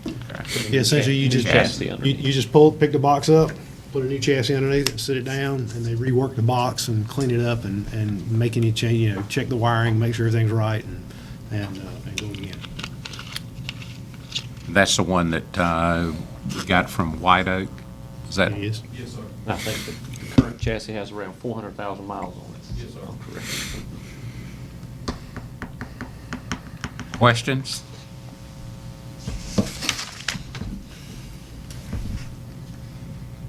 I have a question. Okay. Are you satisfied that we are billing for 100% of the calls that we make in EMS? No. Make sure I'm clear.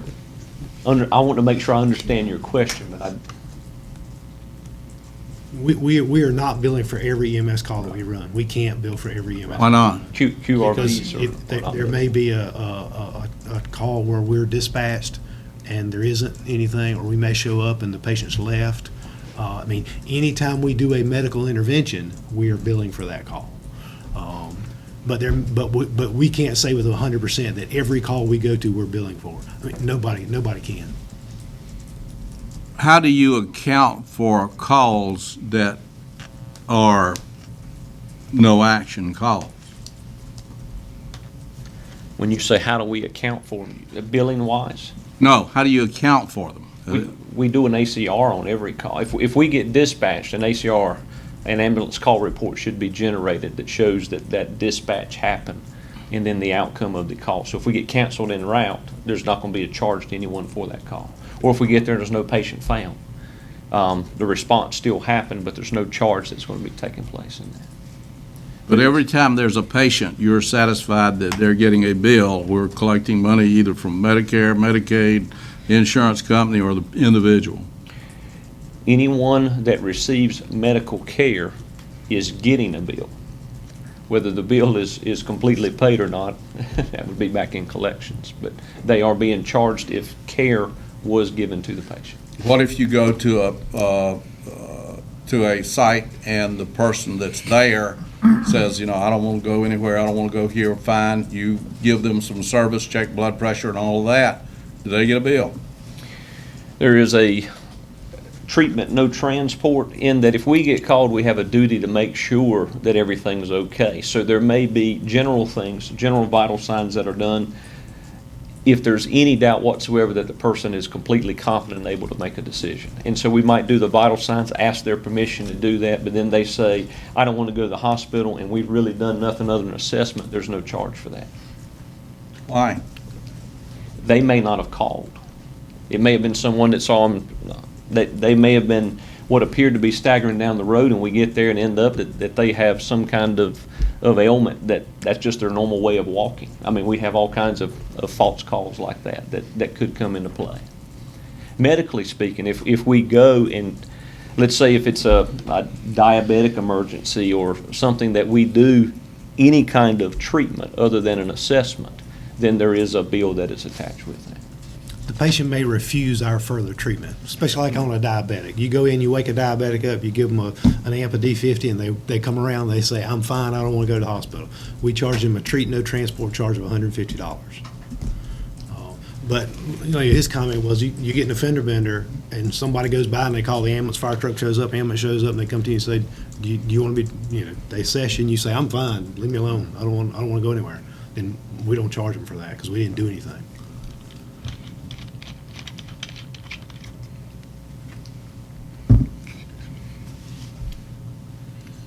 Any other question? Now, I do think, Carney, on the EMS side, there is one piece that he wants to add to our fee schedule, and that is a standby fee. Yes, we've just had an incident occur where we've got a federal government's coming in to do some training in our county, and in that, they're bringing their pocketbook for the training, and they want to pay for standbys and things like that, and we see that we did not have an established fee schedule, so we want to go ahead and put one in place that we would have for things that come forward with that. And looking around at, from agencies such as the government agency FEMA, to looking at what other agencies around us may charge in other counties, I'd like to put a fee schedule in for an ambulance with a crew of $100.34 an hour. $100.34 an hour. And I could have rounded that off, but I was just going with the fee schedule as the government is showing.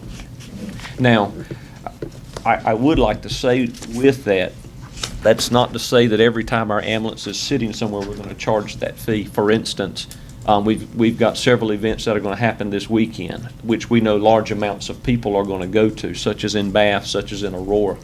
And so we're going to be ready for that with our EMS truck just for getting in and out. They haven't requested us, but we're still going to stand the truck up ready for that. And of course, there wouldn't be any charge for doing something like that. That's just routine business for us. And typically, when we have a standby unit, they're dedicated to that. They're dedicated, they're going to stay there because they're paying us to be there, and we've got other resources that are covering. What sometimes you'll see is we may go to a football game, but we're there. Well, let me back up because I think they're required to be there, but used to be. But if they show up at a scene and they're asked to come, we might not charge them, but we're not guaranteed to be there. If we have to be guaranteed to be there, there'll be a standby charge that goes with that.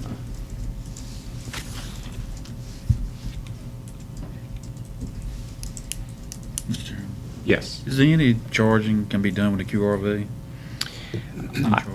I don't think we have the ability to charge for the QRV as far as it comes under Medicare and Medicaid. Yeah. It's got to be the unit that transports. Now, what we are working through is if we have an instance where, and we're still trying to work that out, but if we have an instance where we have an intermediate level ambulance or a basic life support ambulance, and we put our QRV paramedic on that ambulance and make it a paramedic level ambulance, then we're working through that situation about how we can bill that and bill that at a higher level, so that we can get a little bit back, and then the transport unit can get a little bit as well. But that's still, we're still working through all that because there's a lot of complications in doing that. What if the QRV operator goes and gives medical service? You still can't charge for it? I think under the treatment, no transport, we're able to do that, but there's no transport fee that can be attached to the. Right, but you can charge them for treatment. Yes, sir. Okay. Any other? Yes, Commissioner.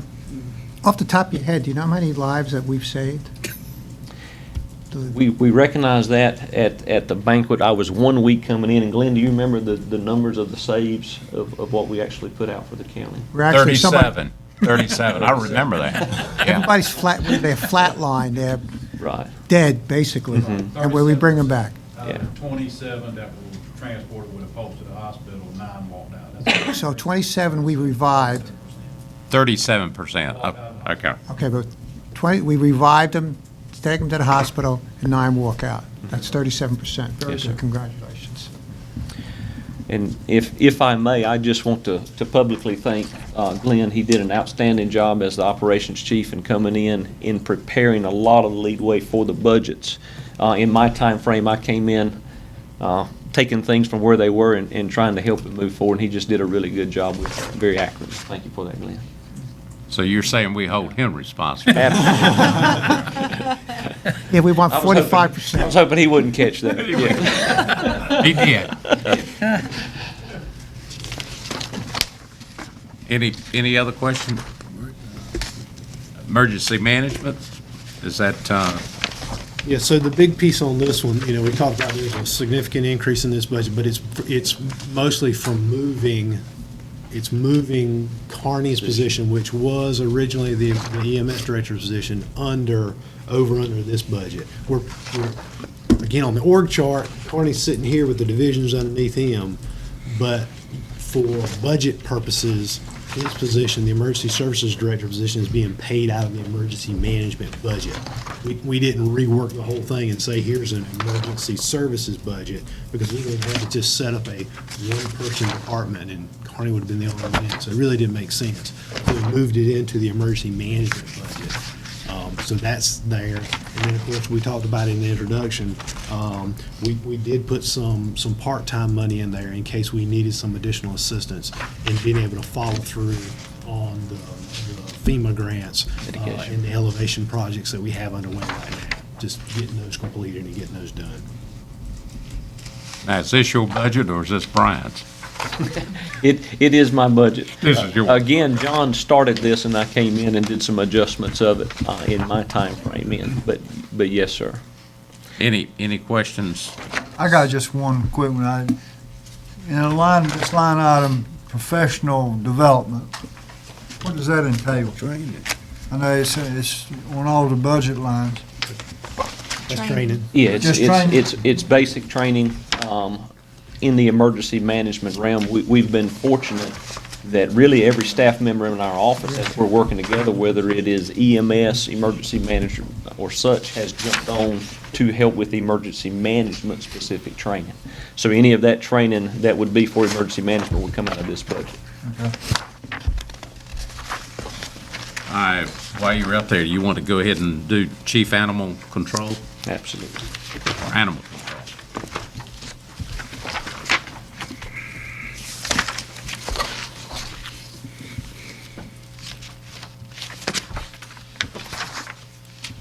Any questions on the animal control budget? Nope. I have a request on animal control budget. Yes, sir. I want a phone call every time you transport a horse. Okay? That means he's available to go with you, Carney. No, that means I'm gonna be looking to see whether it was necessary or not.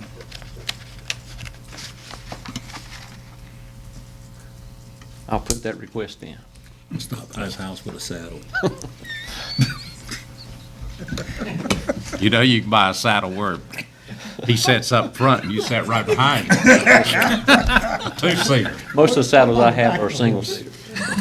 I think you guys are riding side saddle. If there's no other question, we're ready for a break, it looks like. Thank you, sir.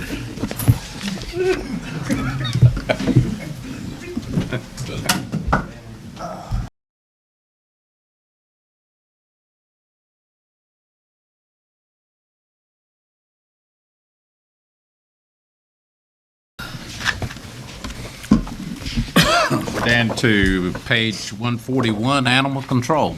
Brian? Actually, you did animal.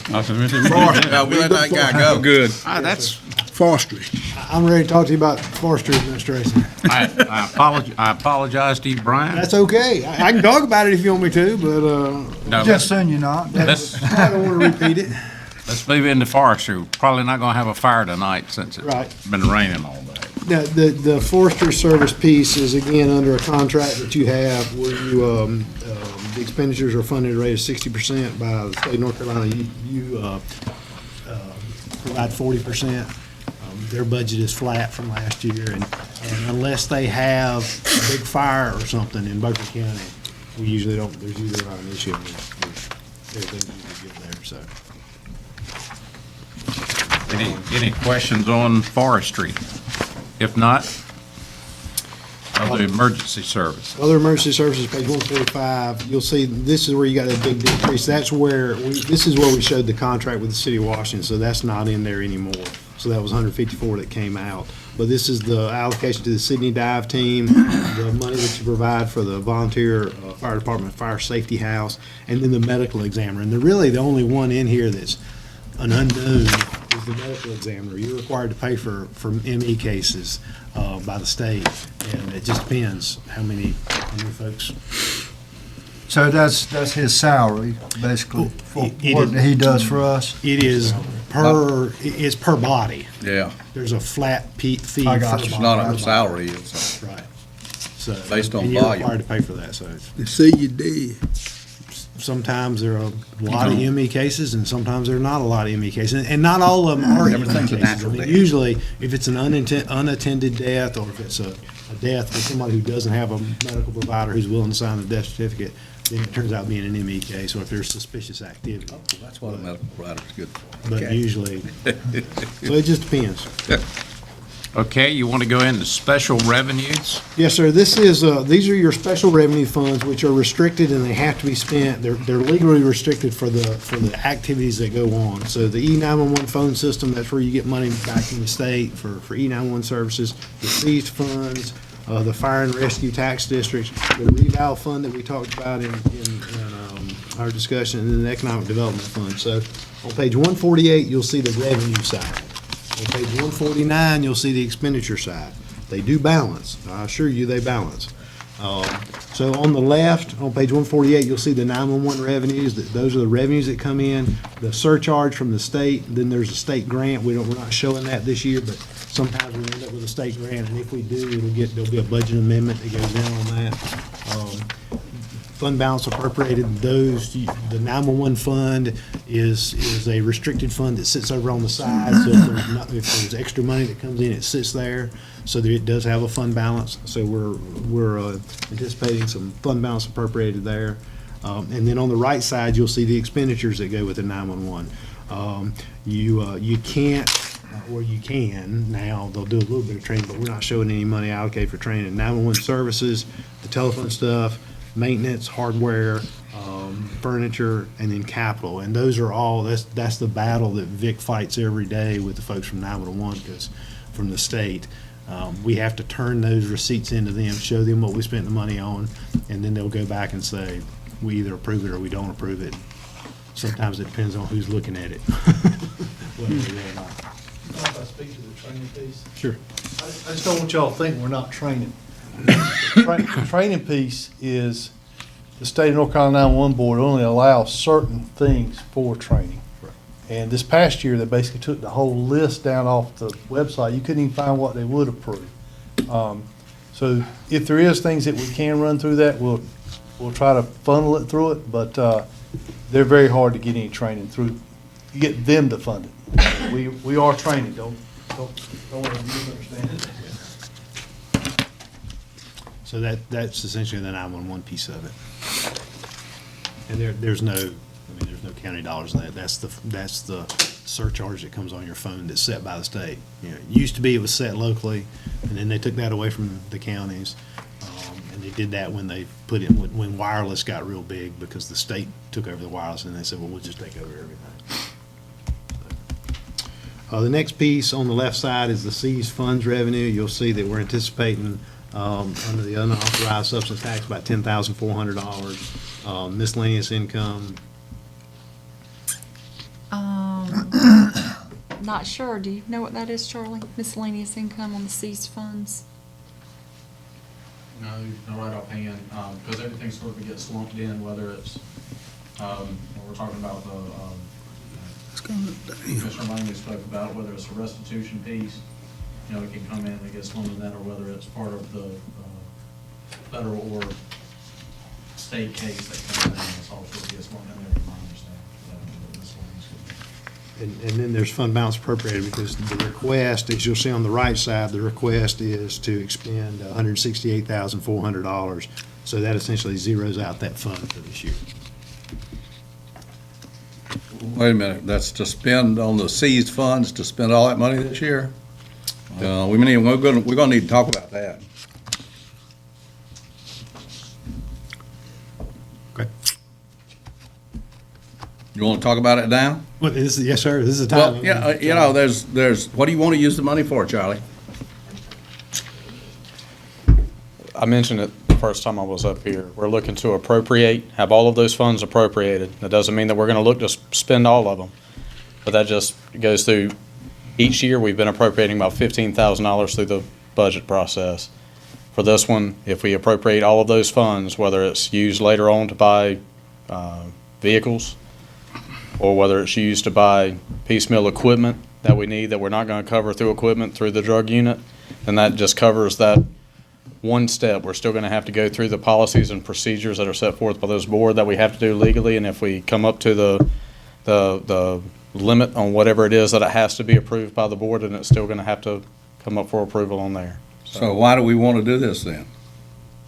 What you described as a zero-sum exercise. Why we are looking to do this is a part of the process. If the part of the process, a random number of $15,000 was picked for appropriations. If we win anything over that $15,000, then we would have to go to the finance officer with a budget amendment or request, the quotes, go through the process, go through the board, have to wait for board approval, and then have to wait for everything else to come back for us to make a purchase on it. If we appropriate the amount that we're asking to do, which is all of those funds, then that takes away some of the time on it, but we would still have to go through every safeguard that would be in place for you. The intent of the law was that money not be appropriated and dumped and turned over as a line item. That was the intent of the statute. That's why it's separate. No, so on this, from my understanding of that's the request that we are asking. That is for the debate of the board, when then the decision is going to be made of the board of how much is going to be appropriated for the use next year. But we are still, if there comes a request that we are going to have, whether all of the funds are appropriated or not, then we will still go through the process that we are set based on the policies that are set by this board. But always in the past, we've had outside of the budget process, we've had a request for the appropriation or the use of some of the funds, and the commissioners have approved that or disapproved it, depending on what it was. I mean, I don't think by law we can turn the funds over to the sheriff. That wasn't the intent of the statute. That is not what is happening. Every year, money is appropriated for that line by the commissioners.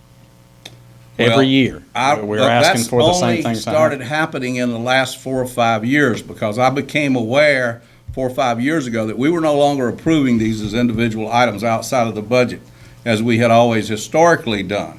So what, Charlie, I will say this, and you're going to get mad at me, but what has happened is you guys got a little bit of sugar, and now you got greedy. You want all of it.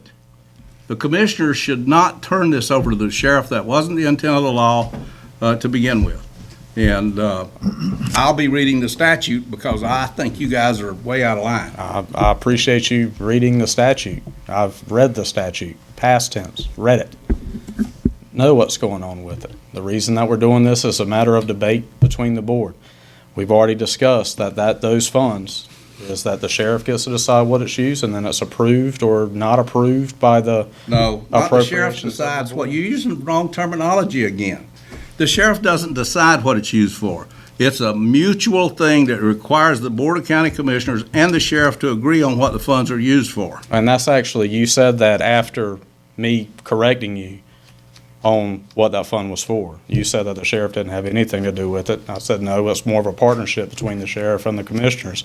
And then you said, yes, sort of a partnership. Well, yeah, so you it's just always sort of, been that way. So you just sort of came back with what I said to you after I mean, I've you been here 20 years. I didn't just start doing this day before yesterday. And I know plenty of people who have been around for a long time, but that does not mean that they are experts in any field. That just might mean that they have survive long enough to be around for 20 years. Well, if you can con the commissioners into doing something they shouldn't be doing, you know, Brian, that's the way it works. could you get a copy of that, that policy so we can read it? I have a copy at home, I can bring it. You don't need the policy, you need the general statute. I got the statute, and I've Okay. read the statute. Charlie, Mr. Chairman, can I ask? Yes. Charlie, the money belongs to the sheriff. The money has to be used for law enforcement. But in order to spend it, you have to come before this board, correct? Yes, And we money- have to approve it. Yes, funds have to be So appropriated. all you're doing is cutting out the first part of dealing with the financial aspect. If you want to allocate it to, if you want to spend it on something, you still have to come before this board. You can require our approval. Yes, we have to abide by the policies that are put forth for the county. Correct, correct. Thank you. So, but I will say on that, just to get everything out there, that there are some, you know, thresholds that we wouldn't have to come back for approval. You know, and that just gets everything out there. There are some thresholds that are actually set by the commissioners, that there's no mention of that in statute. Policy of what we said forth. 20,000. Excuse me? 20,000. That's right, so 20,000. Is that in the statute, or is that a commissioner That is invention? a Beaufort County That's a Beaufort policy, County policy. in the purchasing policy. Well, you may have gotten it into the purchasing policy. I don't know how it's in there, but it was never intended for that to be in there. That's in general. that's in Y'all- general. The board adopted a purchasing policy 2 years ago, and it set certain limits. But that doesn't apply to this statute. You can't overrule a general statute with a policy. The general statute, again, I'm not going to speak from the statute because I don't have it in front of me. But I mean, I don't know that the statute, I've never seen a statute that set limits on how much you could spend. There's no limits in the That's it. statute. It does not set limits, but it sets a procedure, and it defines somewhat what the money can be used for. Well, I, And I think Charlie said that. It has to be used to The- benefit The law. the statutes that would require us to go by the board would be other statutes that are set by the local government commission. Well, again, this is a big change in the county policy. Well, I think that the way, if I remember it from years past, that the money stays in the sheriff's possession. No. If he wants to buy something with it, he's got to come to the board for us to approve it, before he can spend it. Isn't that correct, Brian? $20,100. But the money stays with the county commissioners. If the sheriff wants to buy something, he comes to the county commissioners. The sheriff doesn't have his own accounts. Well, where do you keep the seized money at, All of the funds are held. or held? It's held- over there. it's County held in our- finance. in our- But they're given by the state or the federal government It's for law restricted. enforcement activities. It is restricted funds. So technically, it's the Right. sheriff's money, you're safekeeping it in a separate account. And it has to be used for law enforcement, it can't be used for anything else. It has to be used to benefit law enforcement. Correct. And And the only. what the only thing we have by policy is that we have to approve any purchases over $20,000. That's not necessarily policy. That doesn't apply to this general statute. They can try to make it apply if they want to. There's but nothing in the it's- statute that says what you're It's talking. up to the commissioners. In the past, like, I've been here longer than you guys. I know what's happened in the past. Each individual purchase came to the commissioners. The sheriff's department was always finagling and wangling to get the money without the commissioners having to know about it or approve it. I know what's going on in the past. And Charlie's, to his credit, is trying to pull a fast one. He's trying to get all the money at one time. Guys, we don't need to do this. If I can give an example of what could possibly happen after this. Say we appropriate $168,400, and say the commissioners say, oh, we're not going to give you 10 cars, but we'll give you 7, and then we'll go back and let you purchase 3 vehicles out of that fund, like you wanted to do several months ago, but it got denied. If the funds are already appropriated for that, then we don't have to go through a 2-month process of going through the finance office, go back to the board and getting it approved and reapproved and all of that, because that step's already done. So you can say that somebody's trying to pull a fast one, but it's not the truth. I mean, that's just flat out not the truth. I'm sorry that we disagree. Well, I mean, we disagree on a lot of things, but I mean, and, you know, but it's one of those things where on this one, we can disagree, and I get to be right. I mean, because that's just flat out how it is. No, I'm right. When we're And that's dealing- how it is. The money is deposited with the county commissioners, and it's held by the county commissioners for a reason and for I a get it. purpose, and the sheriff cannot just spend the money without coming to the commissioners and getting approval. That's the way it is. I get what you say, and I've had the opportunity to study you for several years now. Oh, my. And you say, all right, well, this is what it is. And whether it is or whether it isn't, you say it that it is. And then I get to say something, and then you say something last, and then you say it a little bit loud. But just because you say it last, and just because you say it loud, doesn't make it any correct. It just means that you're wrong at the top of your voice. And on this one, that is just where this is going to be. Charlie, you're trying to make a snitch and get all the money at one time, and as a peace officer, you shouldn't be pulling tricks like this. All right, gentlemen, we're in the budget session, budget workshop.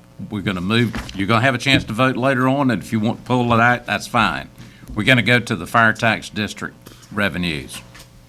So on the fire tax revenues, these are the revenues that come in, and just as a prequel to this, all of these are existing. There are some requests that come in under service expansions where certain areas have requested to increase those. The only one that's already increased in here is the Washington Township, because under the agreement that the board did in approving the expansion of EMS in that area, the agreement was that we would take that from 4.5 to 5 cents to the maximum. So that's already programmed in. The rest of them are exactly the way they were, but you do have in the service expansion, Chalkawinity asked to bump their EMS to the 5 cent maximum. Chalkawinity Fire has asked to bump theirs by a penny. Richlands Township has asked to bump theirs, and the Northside Fire District has asked to bump theirs. So we'll get into those when you get into service expansion, but these are, the only thing different in this one is the Washington Township one, which was a program to bump to the maximum 5 cent from 4.5. Well, Mr. Chairman, Yes. I'm not comfortable with raising people's property tax just because somebody asked us to do it. They will be here to make that presentation to you and to Okay. justify that. And I would also like to know what the general public has got to say about it. That's in those areas. Well, and that's why, and remember, this board sets that tax rate. I understand that. So when you have your public hearing, you will hear from folks when you have your public hearing on your budget, whether they want you to do that or not want you to do that.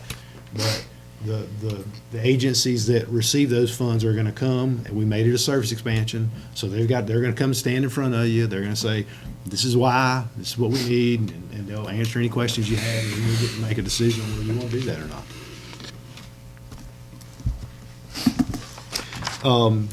Anita corrected me, the Pantigga Township, we did include that one. We anticipated that, the town of Pantigga was not included in the Pantigga Township EMS tax. We had a conversation with them about that, and we said, do you want to pay the equivalent of 5 cents, just like the town of Belhaven does, just like the town of Bath is going to do? Or do you want us to incorporate the area inside the town limits in that district and the county start taking care of that? And they said, we'd rather you do that. So we're in the process, we talked to y'all about that. We've sent out letters to everybody, as we're required to do under the statute, to expand that territory. There will be a separate public hearing on that at the same night that you have your public hearing for this budget. And then when you adopt the budget, however you do, you will also have the opportunity to adopt whether you include that in there. And they've asked, they by resolution, the town of Pantigga by resolution has asked to be included in that district. Brian, if I remember correctly, the town of Pantigga's number was $10,000? 9,400, yes. And you're showing, what, 25,000? There was some growth in the current year, just the Pantigga Township in general. Okay. So the collections will come in over what was budgeted in the current year. And the money that comes in from Belhaven and Bath will show up on the revenue side? In the general fund. In the general fund, okay. Yes, sir. Any questions on the fire tax districts or the EMS tax district revenues? or expenses, I guess.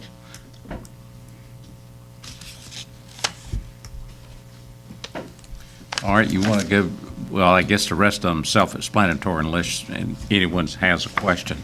The tax reval is just your 1/8 that you're putting in, and then the economic development fund we talked about the other day, that's Committee 100, industry-ready building, and the airport grant for City of Washington.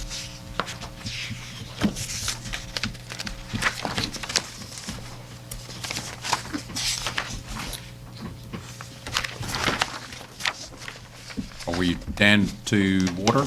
We are. Good. There's plenty of it outside. So the big piece on this one is, it is programmed in, again, you'll recall that there was the board made a decision from year 15 to 18 to bump the water district rate, the rate by 3% because of the way the debt is laddered up, so that you would be building a fund balance to be able to pay for that debt throughout as that debt came due and as it ramped up. And you'll see on page 157, that debt service payment summary, and then you'll see the 3% increase across the districts, and then you'll see the revenue summary. So, we had a big discussion last year about that and how it ramped up in the way that debt was put in place. So you had to be, the board, I guess several years ago, said, we see that coming, and we want to ramp up for those years 3%. So this is the last year, I think, of the program, 3%. And then we'll do another big calculation on that to make sure that in the out years, we're where we need to be when we look at it next year. So in 18, we'll pretty well reach I wouldn't say the peak, but it'll pretty level after that.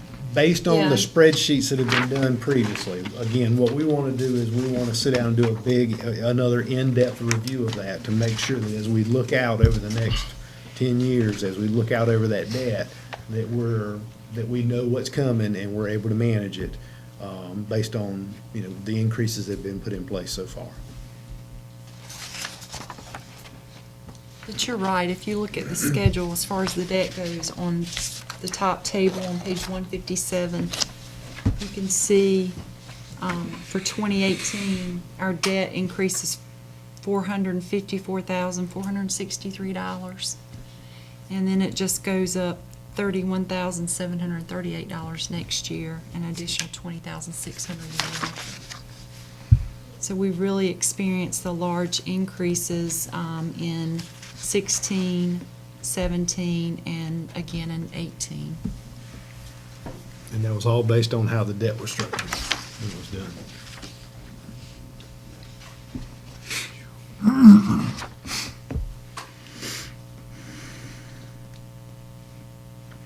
Questions on the debt service or on the rate increase? I have a question. 3%. Yes, sir. On page 157, the revenue summary at the bottom of the page, that last chart, Yes. I'm missing something. Why is the 2017 revenue increase at 3% for the total for all the districts at $223,000? But when you go to 2018, the same 3% gives us $727,000. Yeah, there are other fee increases that we're recommending. We just hadn't gotten to that yet, and I'm sure Christina can speak to those. We actually sat down a couple of weeks ago and we looked at several fees. We looked at connection fees, Christina. We looked at service fees and also, I guess, the tap-on fee. And we're making some recommendations on increases in those areas. Yeah, I looked at that chart, and that's where that comes from. I'll be glad to hear what she has to say. And I'll go back and double check because that number I had kind of jumped out, but I will talk to you about the fee increases that were proposed. And those are listed in the appendix at the back with the fee chart. Actually, the next to the last page is the very back of your book. Very back. And actually, the next to the last page is the revised rate schedule. 443. I believe, yes, 443. Start on 442. Right, but can I do 443 first? Yes, you sure can. You're in control. 443 is the actual rate structure. This is the one, as a reminder, each of our 7 districts, they all have 7 different rates, and that is because each of the districts were created at a different time, and there was a vote taken by the residents for that particular district, and it's my understanding those rates were based upon what the initial cost of the construction of that portion of the system would be, so that's why there are varying rates throughout the county. And that is a question that we take in the office constantly with people asking that, and I'm sure that you have residents that ask you that question as well. So it's historically because of the way the system was built, which started back in 1989 is when the water department was first implemented. But the rate schedule that's shown on page 443 has the 3% increase. There's also another change with this rate schedule. There's 7 districts. Previously, there were 3 districts that had one rate structure, and the remaining 4 districts had another, and the 4 remaining had what is called a decreasing rate structure. A decreasing rate structure means that you pay less the more water that you use. And that was the industry standard back in the late 80s, early 90s when the system was first started. However, if you all recall the drought a few years ago, the state came down with a mandate that systems are not to have that decreasing rate structure. They do not like the decreasing rate structure because, again, conservation is the word of the moment. So during a drought, you want to conserve, which puts water districts in a little bit of a limbo because we make money selling water. But conservation is what we should all be doing. So, we're in a little bit of a catch-22 there. But in order to participate in grant programs through the state and the federal government, you are not allowed to have a decreasing rate structure. You actually have to certify that, stating that you do not have a decreasing rate structure. Previously, 3 of our districts, that had been eliminated. I can't go back and find in the records why or how, but my assumption is it was done specifically so that we would qualify for grant programs, which is, again, what we are asking because, as you know, we have been awarded grant programs, District 5, District 6, and in order to accept those funds, we are unable to have a decreasing rate structure. So what was done in District 1, 2, I think 4, a couple of the others is previously there was a rate for the first 2,000 gallons, then there was a rate for the next 2,000 gallons, and then there was a rate for all gallons over 4,000. Well, the majority of our customers, it's going to be 4,000 gallons or less a month. So that last tier rate wasn't used that often, but what the proposed rate schedule is it removes that all over 4,000. So now all of the rate structures in all 7 districts are the same. You pay a certain amount for the first 2,000 gallons, and then all gallons over that 2,000 are at a certain rate per 1,000. And that makes Beaufort County standard with everyone else in the state because obviously everyone else is just like us and they want to qualify for grant funds. So that is one rate change.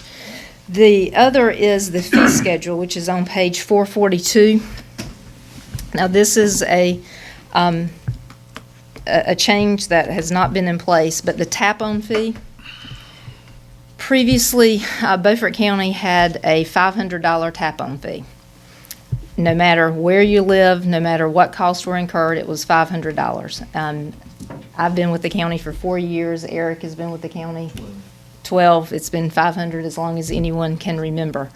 When we looked at the cost and the finance office and we're all looking together, we were losing money on each and every tap that we put in, losing a lot of money. The actual material cost as of July 1, because there's going to be a 9% rate increase on anything with brass, we're looking at a cost of right at $470 just for the material cost. If your home is on the same side of the road as the water line, So that's a short bore, 20 feet or less of service line. So you were looking at 470, we were only charging 500. So if you're on the opposite side of the road from where our water main is, which generally speaking is at least half of our customers, we're losing even more money because that's just material, not including labor, equipment for the people being there. Also, in Beaufort County, a change that's happened in the past few years, we self-perform our short bores. If it's basically a 2-lane road or a subdivision road or something like that, we self-perform that in the water department. However, if it's a DOT, what's considered a high-traffic road, we have to contract that out. Contracting that out is you're paying at least $10 a foot. So again, that's more money that we're losing. As Highway 17, Highway 264 are great highways, a great economic boom to the county. Highway 17 being 4-laned is wonderful for the economic development of the county. It's very expensive to shoot a water line across 4 lanes of traffic with 2 turn lanes and an interior median. So, each time we have those, we're losing quite a bit of money. In speaking with management, we, look at what the cost is and make a suggestion. So we sat down and went through the cost of what they were. We felt that the best way to do it is basically to differentiate between a short bore and a long bore. A service, it's difficult balancing, penalizing people that happen to live on a 4-lane highway or people that don't, but this is what we felt was the fairest way to do it. We did do a survey of surrounding counties and comparing what tap-on fees were, and so you'll see how we have that listed here with a 3/4-inch meter with a short service, which is 60 feet or less, is $800. Long service, which is 61 feet or more, of $1,600. And then the 1 meter and meters larger than that is still cost plus 20% with a minimum of $3,000, which we did not increase that. We felt that that still, because it's cost plus, it still covers our cost. Again, looking back, I'm not a big fan of increasing fees, but again, it appears that it had been $500 for many, many years. And this system was, again, started back in 1989. Scary to think, but, 27, 28 years. So people have had the opportunity to sign on for water if they needed to sign on for water or if they wanted to. So, again, this is what we are presenting. The other change going down, the deposits, currently, I believe we have a $75 deposit. What we found is that that's not covering the cost. If we have someone who comes in and signs up, the way our collection policy is, where you have to be 2 months in arrears before you're on the cutoff list, that $75 was not covering the amount of money that was due to the water department. So by increasing the deposit, it allows us to give us that amount of money that we're able to hold in reserves in case someone does stop paying and skips out. Rental places, we have that happen frequently. So at least that way we would be able to recover the monies. If their past due accounts is less than the $100, we would retain what we need to retain to pay their balance off in full, and then we would refund the remaining amount to the customer. Another fee, change of occupancy fee, that remains the same, $50. The reconnect fee is $50. Previously, that was a $25 fee. Another name for the reconnect fee is if your water is cut off for not paying your bill. We did not feel that $25 sufficiently covered the cost. If you live in the outlying areas of the county, our office is located in Washington. We have to send someone to your location, lock the meter, and then they have to go back again, so the travel back and forth. So we did increase that to $50. The late fee remains the same. The meter testing fee remains the same. The tampering fee, I added additional clarification here. We do have tampering, and it's a very difficult situation to address when you have it because proving who does it, when did they do it, who knew about it, and that type of thing. So the more clarification that we have in our policies and on our fee schedule, the better it allows the office staff to be able to respond to that. So we have first occurrence, $100 plus the cost of repairs plus 20%. Second occurrence, we increase it to $200 plus the cost of repairs plus 20%. And the third occurrence, $200 plus the tap is removed and they must open a new account to reconnect. So that would mean the new fees, new tap-on fees. Tampering with a water system is a criminal offense, but the problem is gathering the evidence to be able to prosecute it. So when someone tampers with a water meter, they may think it's as simple as, they're just providing water to their home. But if the appropriate backflow devices and protection devices are not there, they are putting everyone else on our water system at risk. And so it's a very serious matter, and we just want to make sure that we're able to handle that the best that we can. Moving the meter cost, this was also additional clarification added. Previously, that was a $300 fee.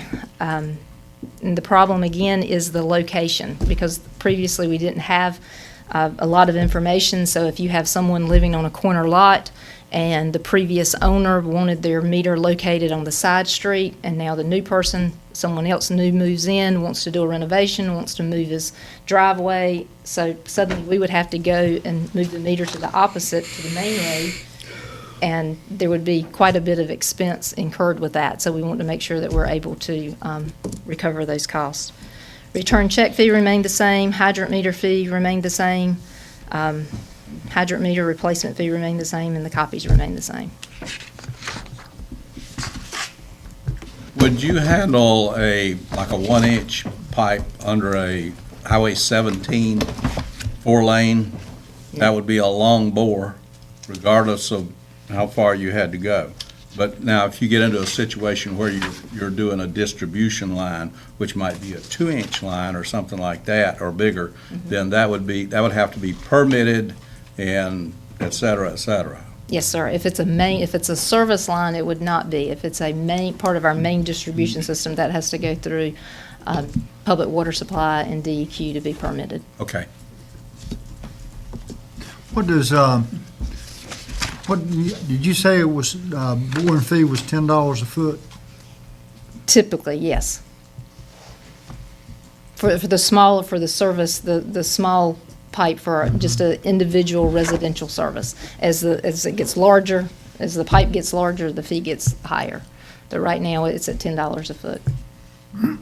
And of course, hopefully, that doesn't increase, but again, things increase all the time.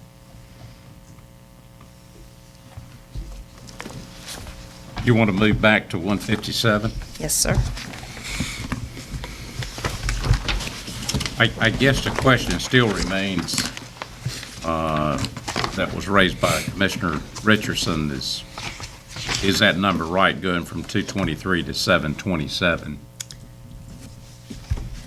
As I recall, the miscellaneous fee increases that Christina just covered generated about $350,000 additional dollars. And it looks like the 1% increase should be about $250. So that number does seem a little high. I will go back and take a look at that number, that $727,000. So you were taking like the average number of hookups the previous year and just multiplying that times the change, the increase? I did a ratio. Okay. If this rate that we were charging brought us this amount of revenue, then what would this new rate bring us? Yeah, it might be 200,000 high, but it may not be either, so I understand it better now. It's a good look, another look, so I'll take it. Okay. And there's also growth factored in there because we are still growing. We did factor in a 1% growth factor, so that's a piece of it also. Right. Yeah, you might get there. Okay, on the individual districts, they're all pretty much formatted the same way. And I'm looking here, I didn't look at every water district, but this is district number 1, the first page. The water purchase went up 34,000. Is that growth or is that an increase? This is on 159. Yes, sir. And that's purely what we pay the city of Washington. So potential increase in the rate, as well as they also are doing about $118,000 worth of improvements to the water treatment plant, to the wells, and so we pay a portion of that. Okay.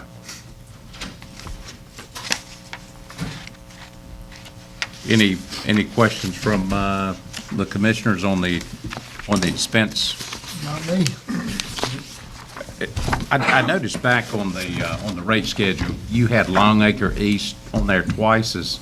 Do we have two districts with the same name, or It should not be. that very last page that we were looking at under the fee schedule, 443? No, Yeah, sir, District that's two. that's a typo. District 2 would, Is 2 East, District 2, Longacre?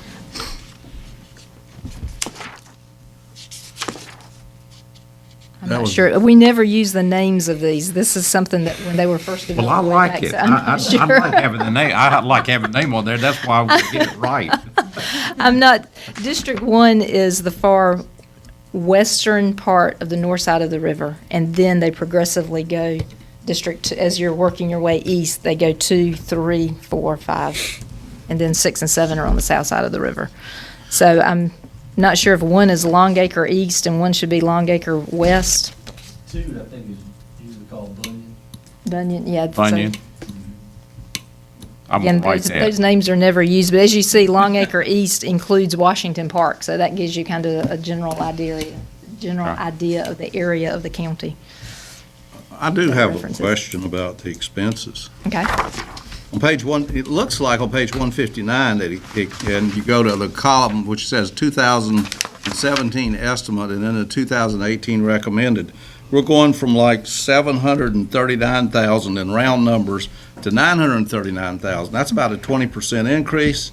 And it looked like most of rest of these districts are doing about the same thing. So why the increase? Because we did not spend all of the funds in this current budget year. Because if you recall from the Commissioners Retreat, the reduction in salary that we have struggled through this past year, if you go back and look at the revised budget of 2017, you'll see that number is a little bit more in line. So there's actually quite a bit of funds that are going back into quote-unquote fund balance this year because we have not actually incurred those funds. A project, for instance, the hydraulic model, which we did not allocate those funds, so that we did not spend that. So included in that 2017 estimate is that those funds are not included in that. Well, was the hydraulic model a capital expense or an operating expense? Capital. So what we'll probably need to do with that is at the June regular meeting, we'll need to shift those funds out of the water fund into a capital project fund so we can carry them forward and get that project completed next year. Yeah. Because you've not rebudgeted for them. The hydraulic model actually is in this one as well, we carried that. But some of the other items, but again, the tank maintenance, we had funds appropriated, and we only entered into that contract last month. So it's only a quarter of those funds are appropriated in the 2017, and the remaining funds will be rolled back into the fund balance. So that's why that column is actually lower. And there's Okay. been some maintenance and things like that that has been deferred until this year. Just stuff that needed to be done anyway.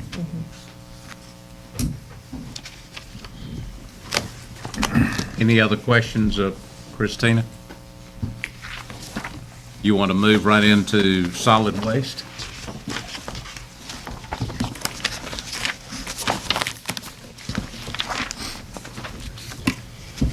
One of the things, and I think we talked about this at the planning retreat, and I know Bobby has spoken about it, and we've had some pretty serious conversations about it. One of the policy decisions regarding solid waste, one of the issues that we run into is, and what we're seeking is some clarification from the board.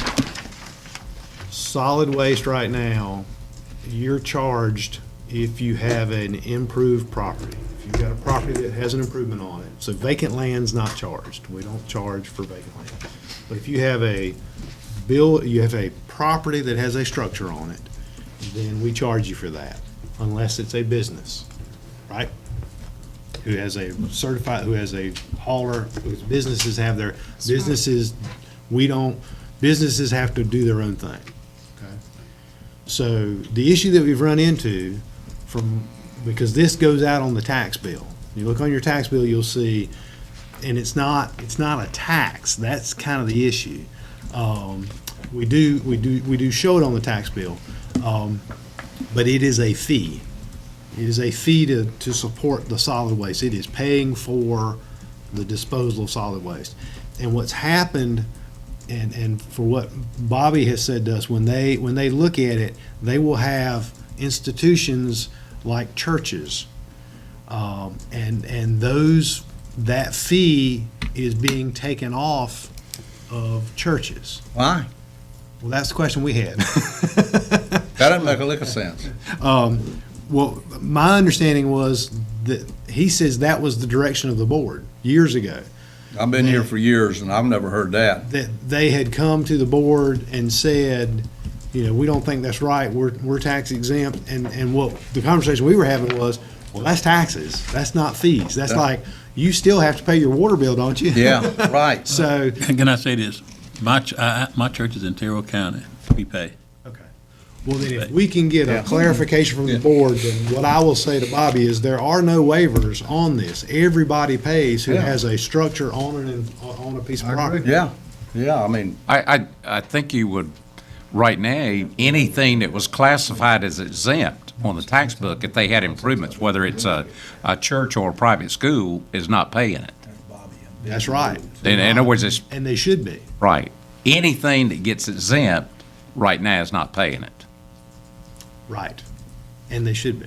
Because it's not a tax, it's a fee. It's a fee. It's a fee for just like a water service. bill. Yeah. It's like a Yeah. water bill. yeah. And they have to pay that as well. And I think that was, there was a little bit of an argument, folks would come in and say, well, I would just take it to my house then. But, churches generate trash just like any other exempt facility generates trash. And it's not like it's not the same amount of trash you have at your house. So- Well, if a church has a property and they're not using it for religious purposes, they have to pay tax on it. That's correct. So, I mean, where was the logic and all that to begin with? I don't recall the board ever doing that.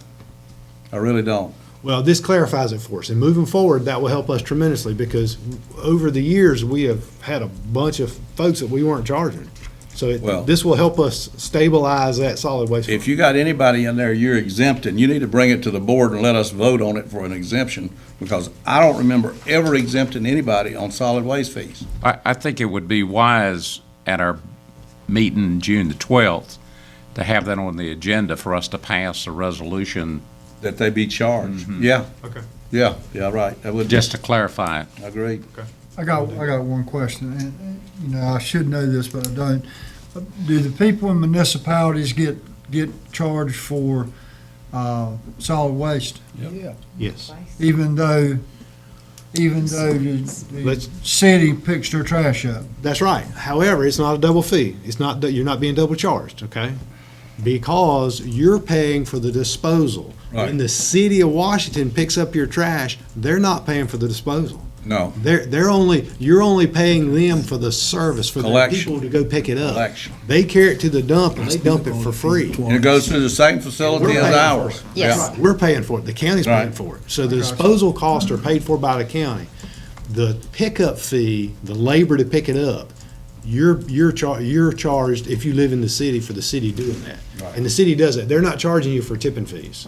They're just charging you Okay. for their fee.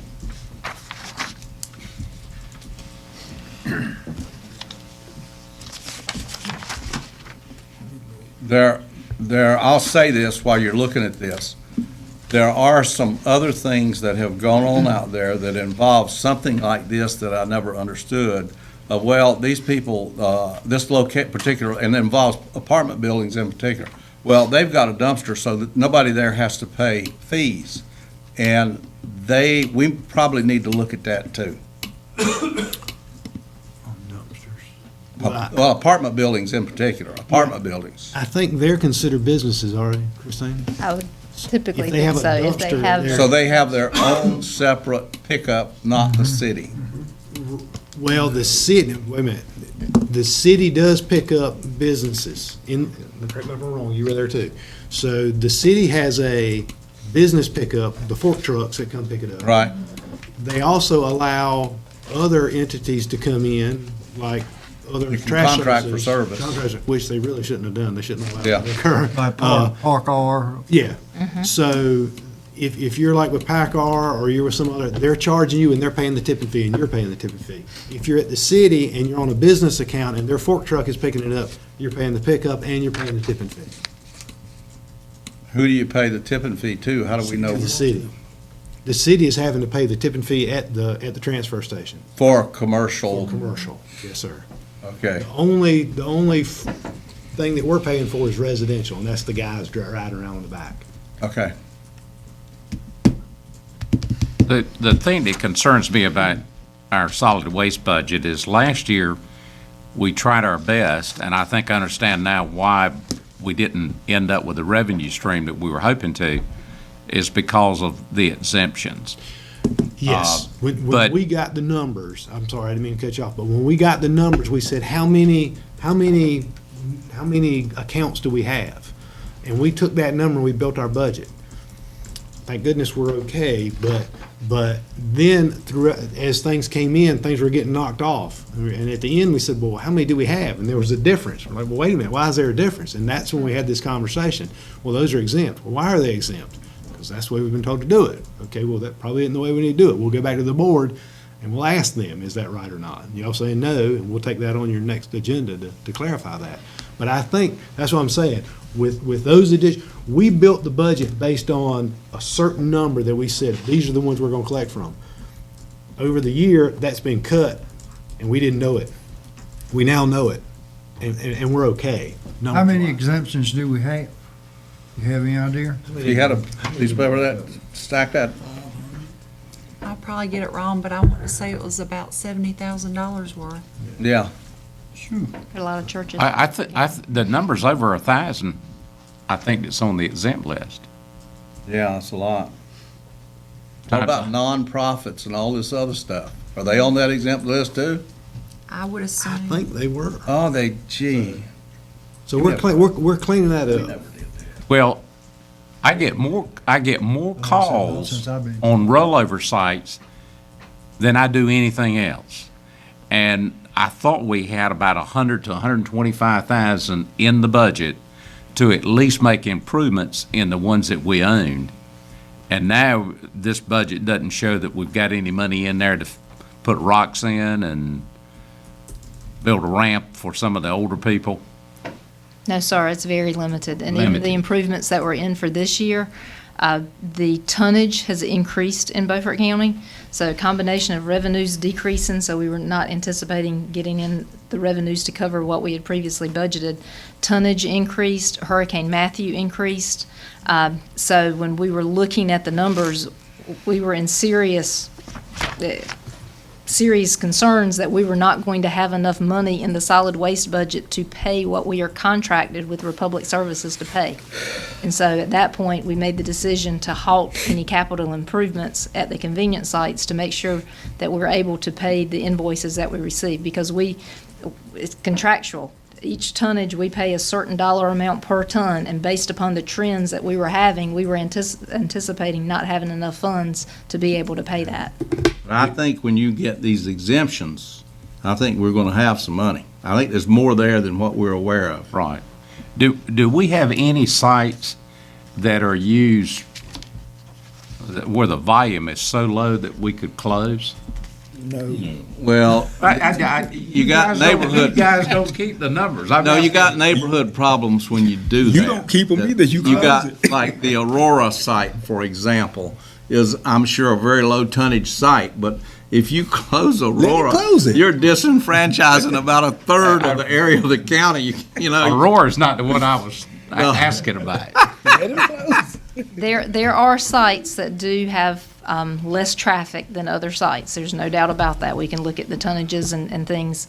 But when the contract was renegotiated, when we negotiated with Republic, we voted, or the vote was to continue the same level of service that we were previously providing.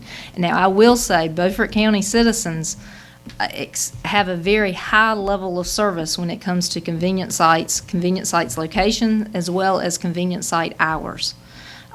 Surrounding counties did a little brief survey, and the hours that convenience sites are open, you know, if you have something you want to dispose of, there are very few hours in the week that you cannot dispose of it in Beaufort County, and you typically do not have to drive very far to do it.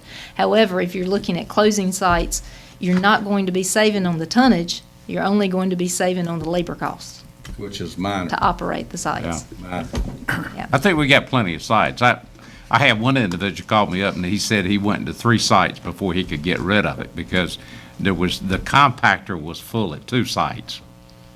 There are certain days of the week that This was the Monday after a holiday. which is that's probably one of the worst times to go to a convenience site because they are full.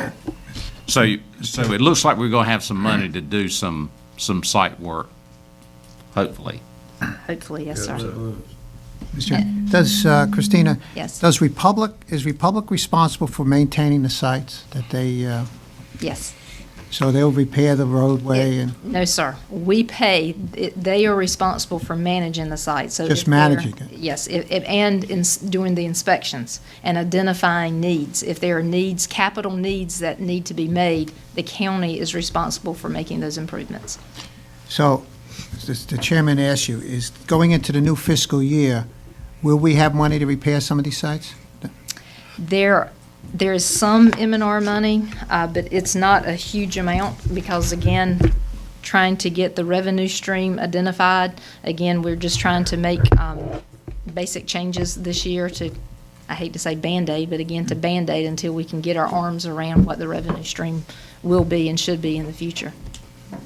Okay, thank you. But you're saying it's growing 3%, the tonnage.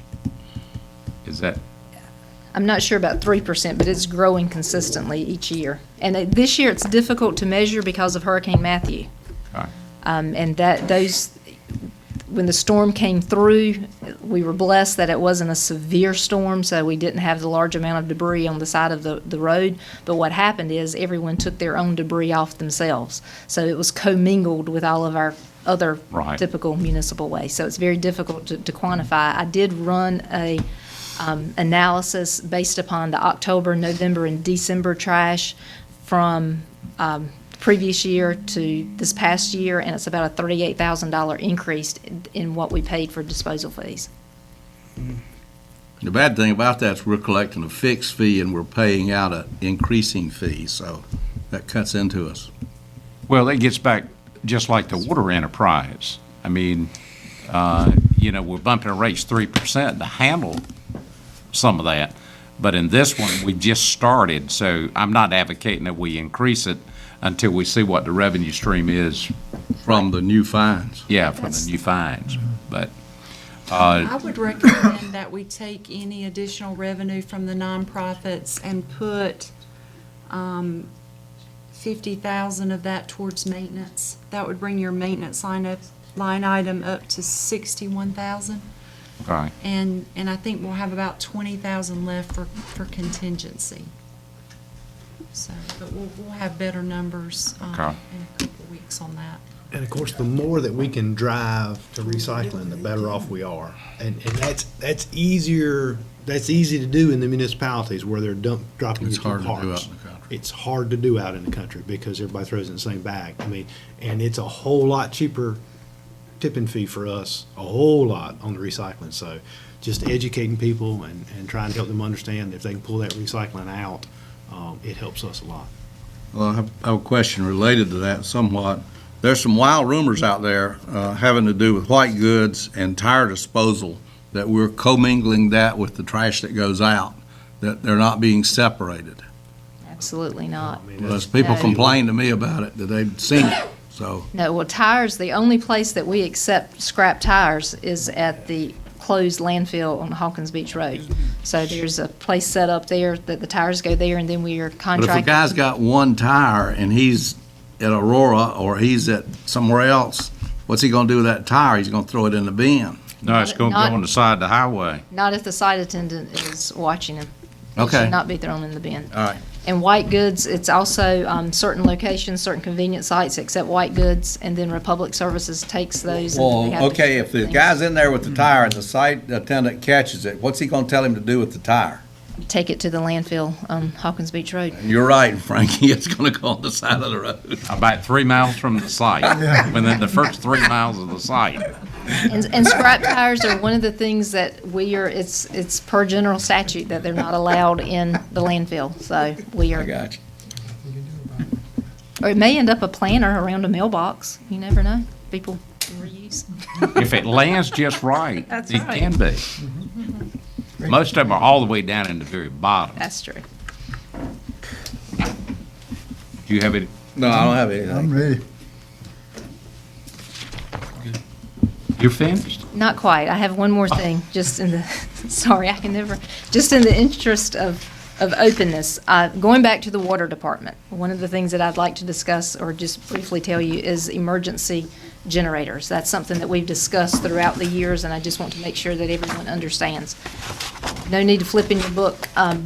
Last year, we talked about a 3-year implementation of providing standby emergency power to the water department sites. $600,000 was allocated last year. That came basically from fund balance. This year is not included in this budget because as finance office and myself and Brian, we were looking at things. And what we want to make sure, this evaluation of this 3% increase, making sure that the water districts, all of the water districts, are in good financial standing. What we are proposing to do is this coming year to do an in-depth analysis of that, what the current expenditures are, what the future expenditures are, what the debt service will be, and look at what is the best way to move forward with the emergency power generation. Is it to, again, pay upfront through the fund balance? Is it to do some type of financing, or what is the best path forward? We want to be able to move funds into a sinking fund. Debt sinking fund. Debt sinking fund to make sure that we have make sure that the funds to pay back the future debt service is set aside. We want to make sure that we are protected before we move forward with year 2 of the standby generator power. Again, hoping in the June meeting, I'll be bringing to you a contract for your approval to move forward with the first year of that. So as we're moving forward with that, we'll be doing this analysis. And so I'll be coming back to you at some point in the future budget year to discuss emergency power again. But just wanted to clarify why it is not in this current Did we get proposed knocked budget. out on the grants? The grants through North Carolina Emergency Management, I do not have a lot of hope for that. And as far as this current budget year, there's not a chance. They just Okay. do not process paperwork that quickly. Okay. But we're still hoping for year 3 to be able to be in the running for it.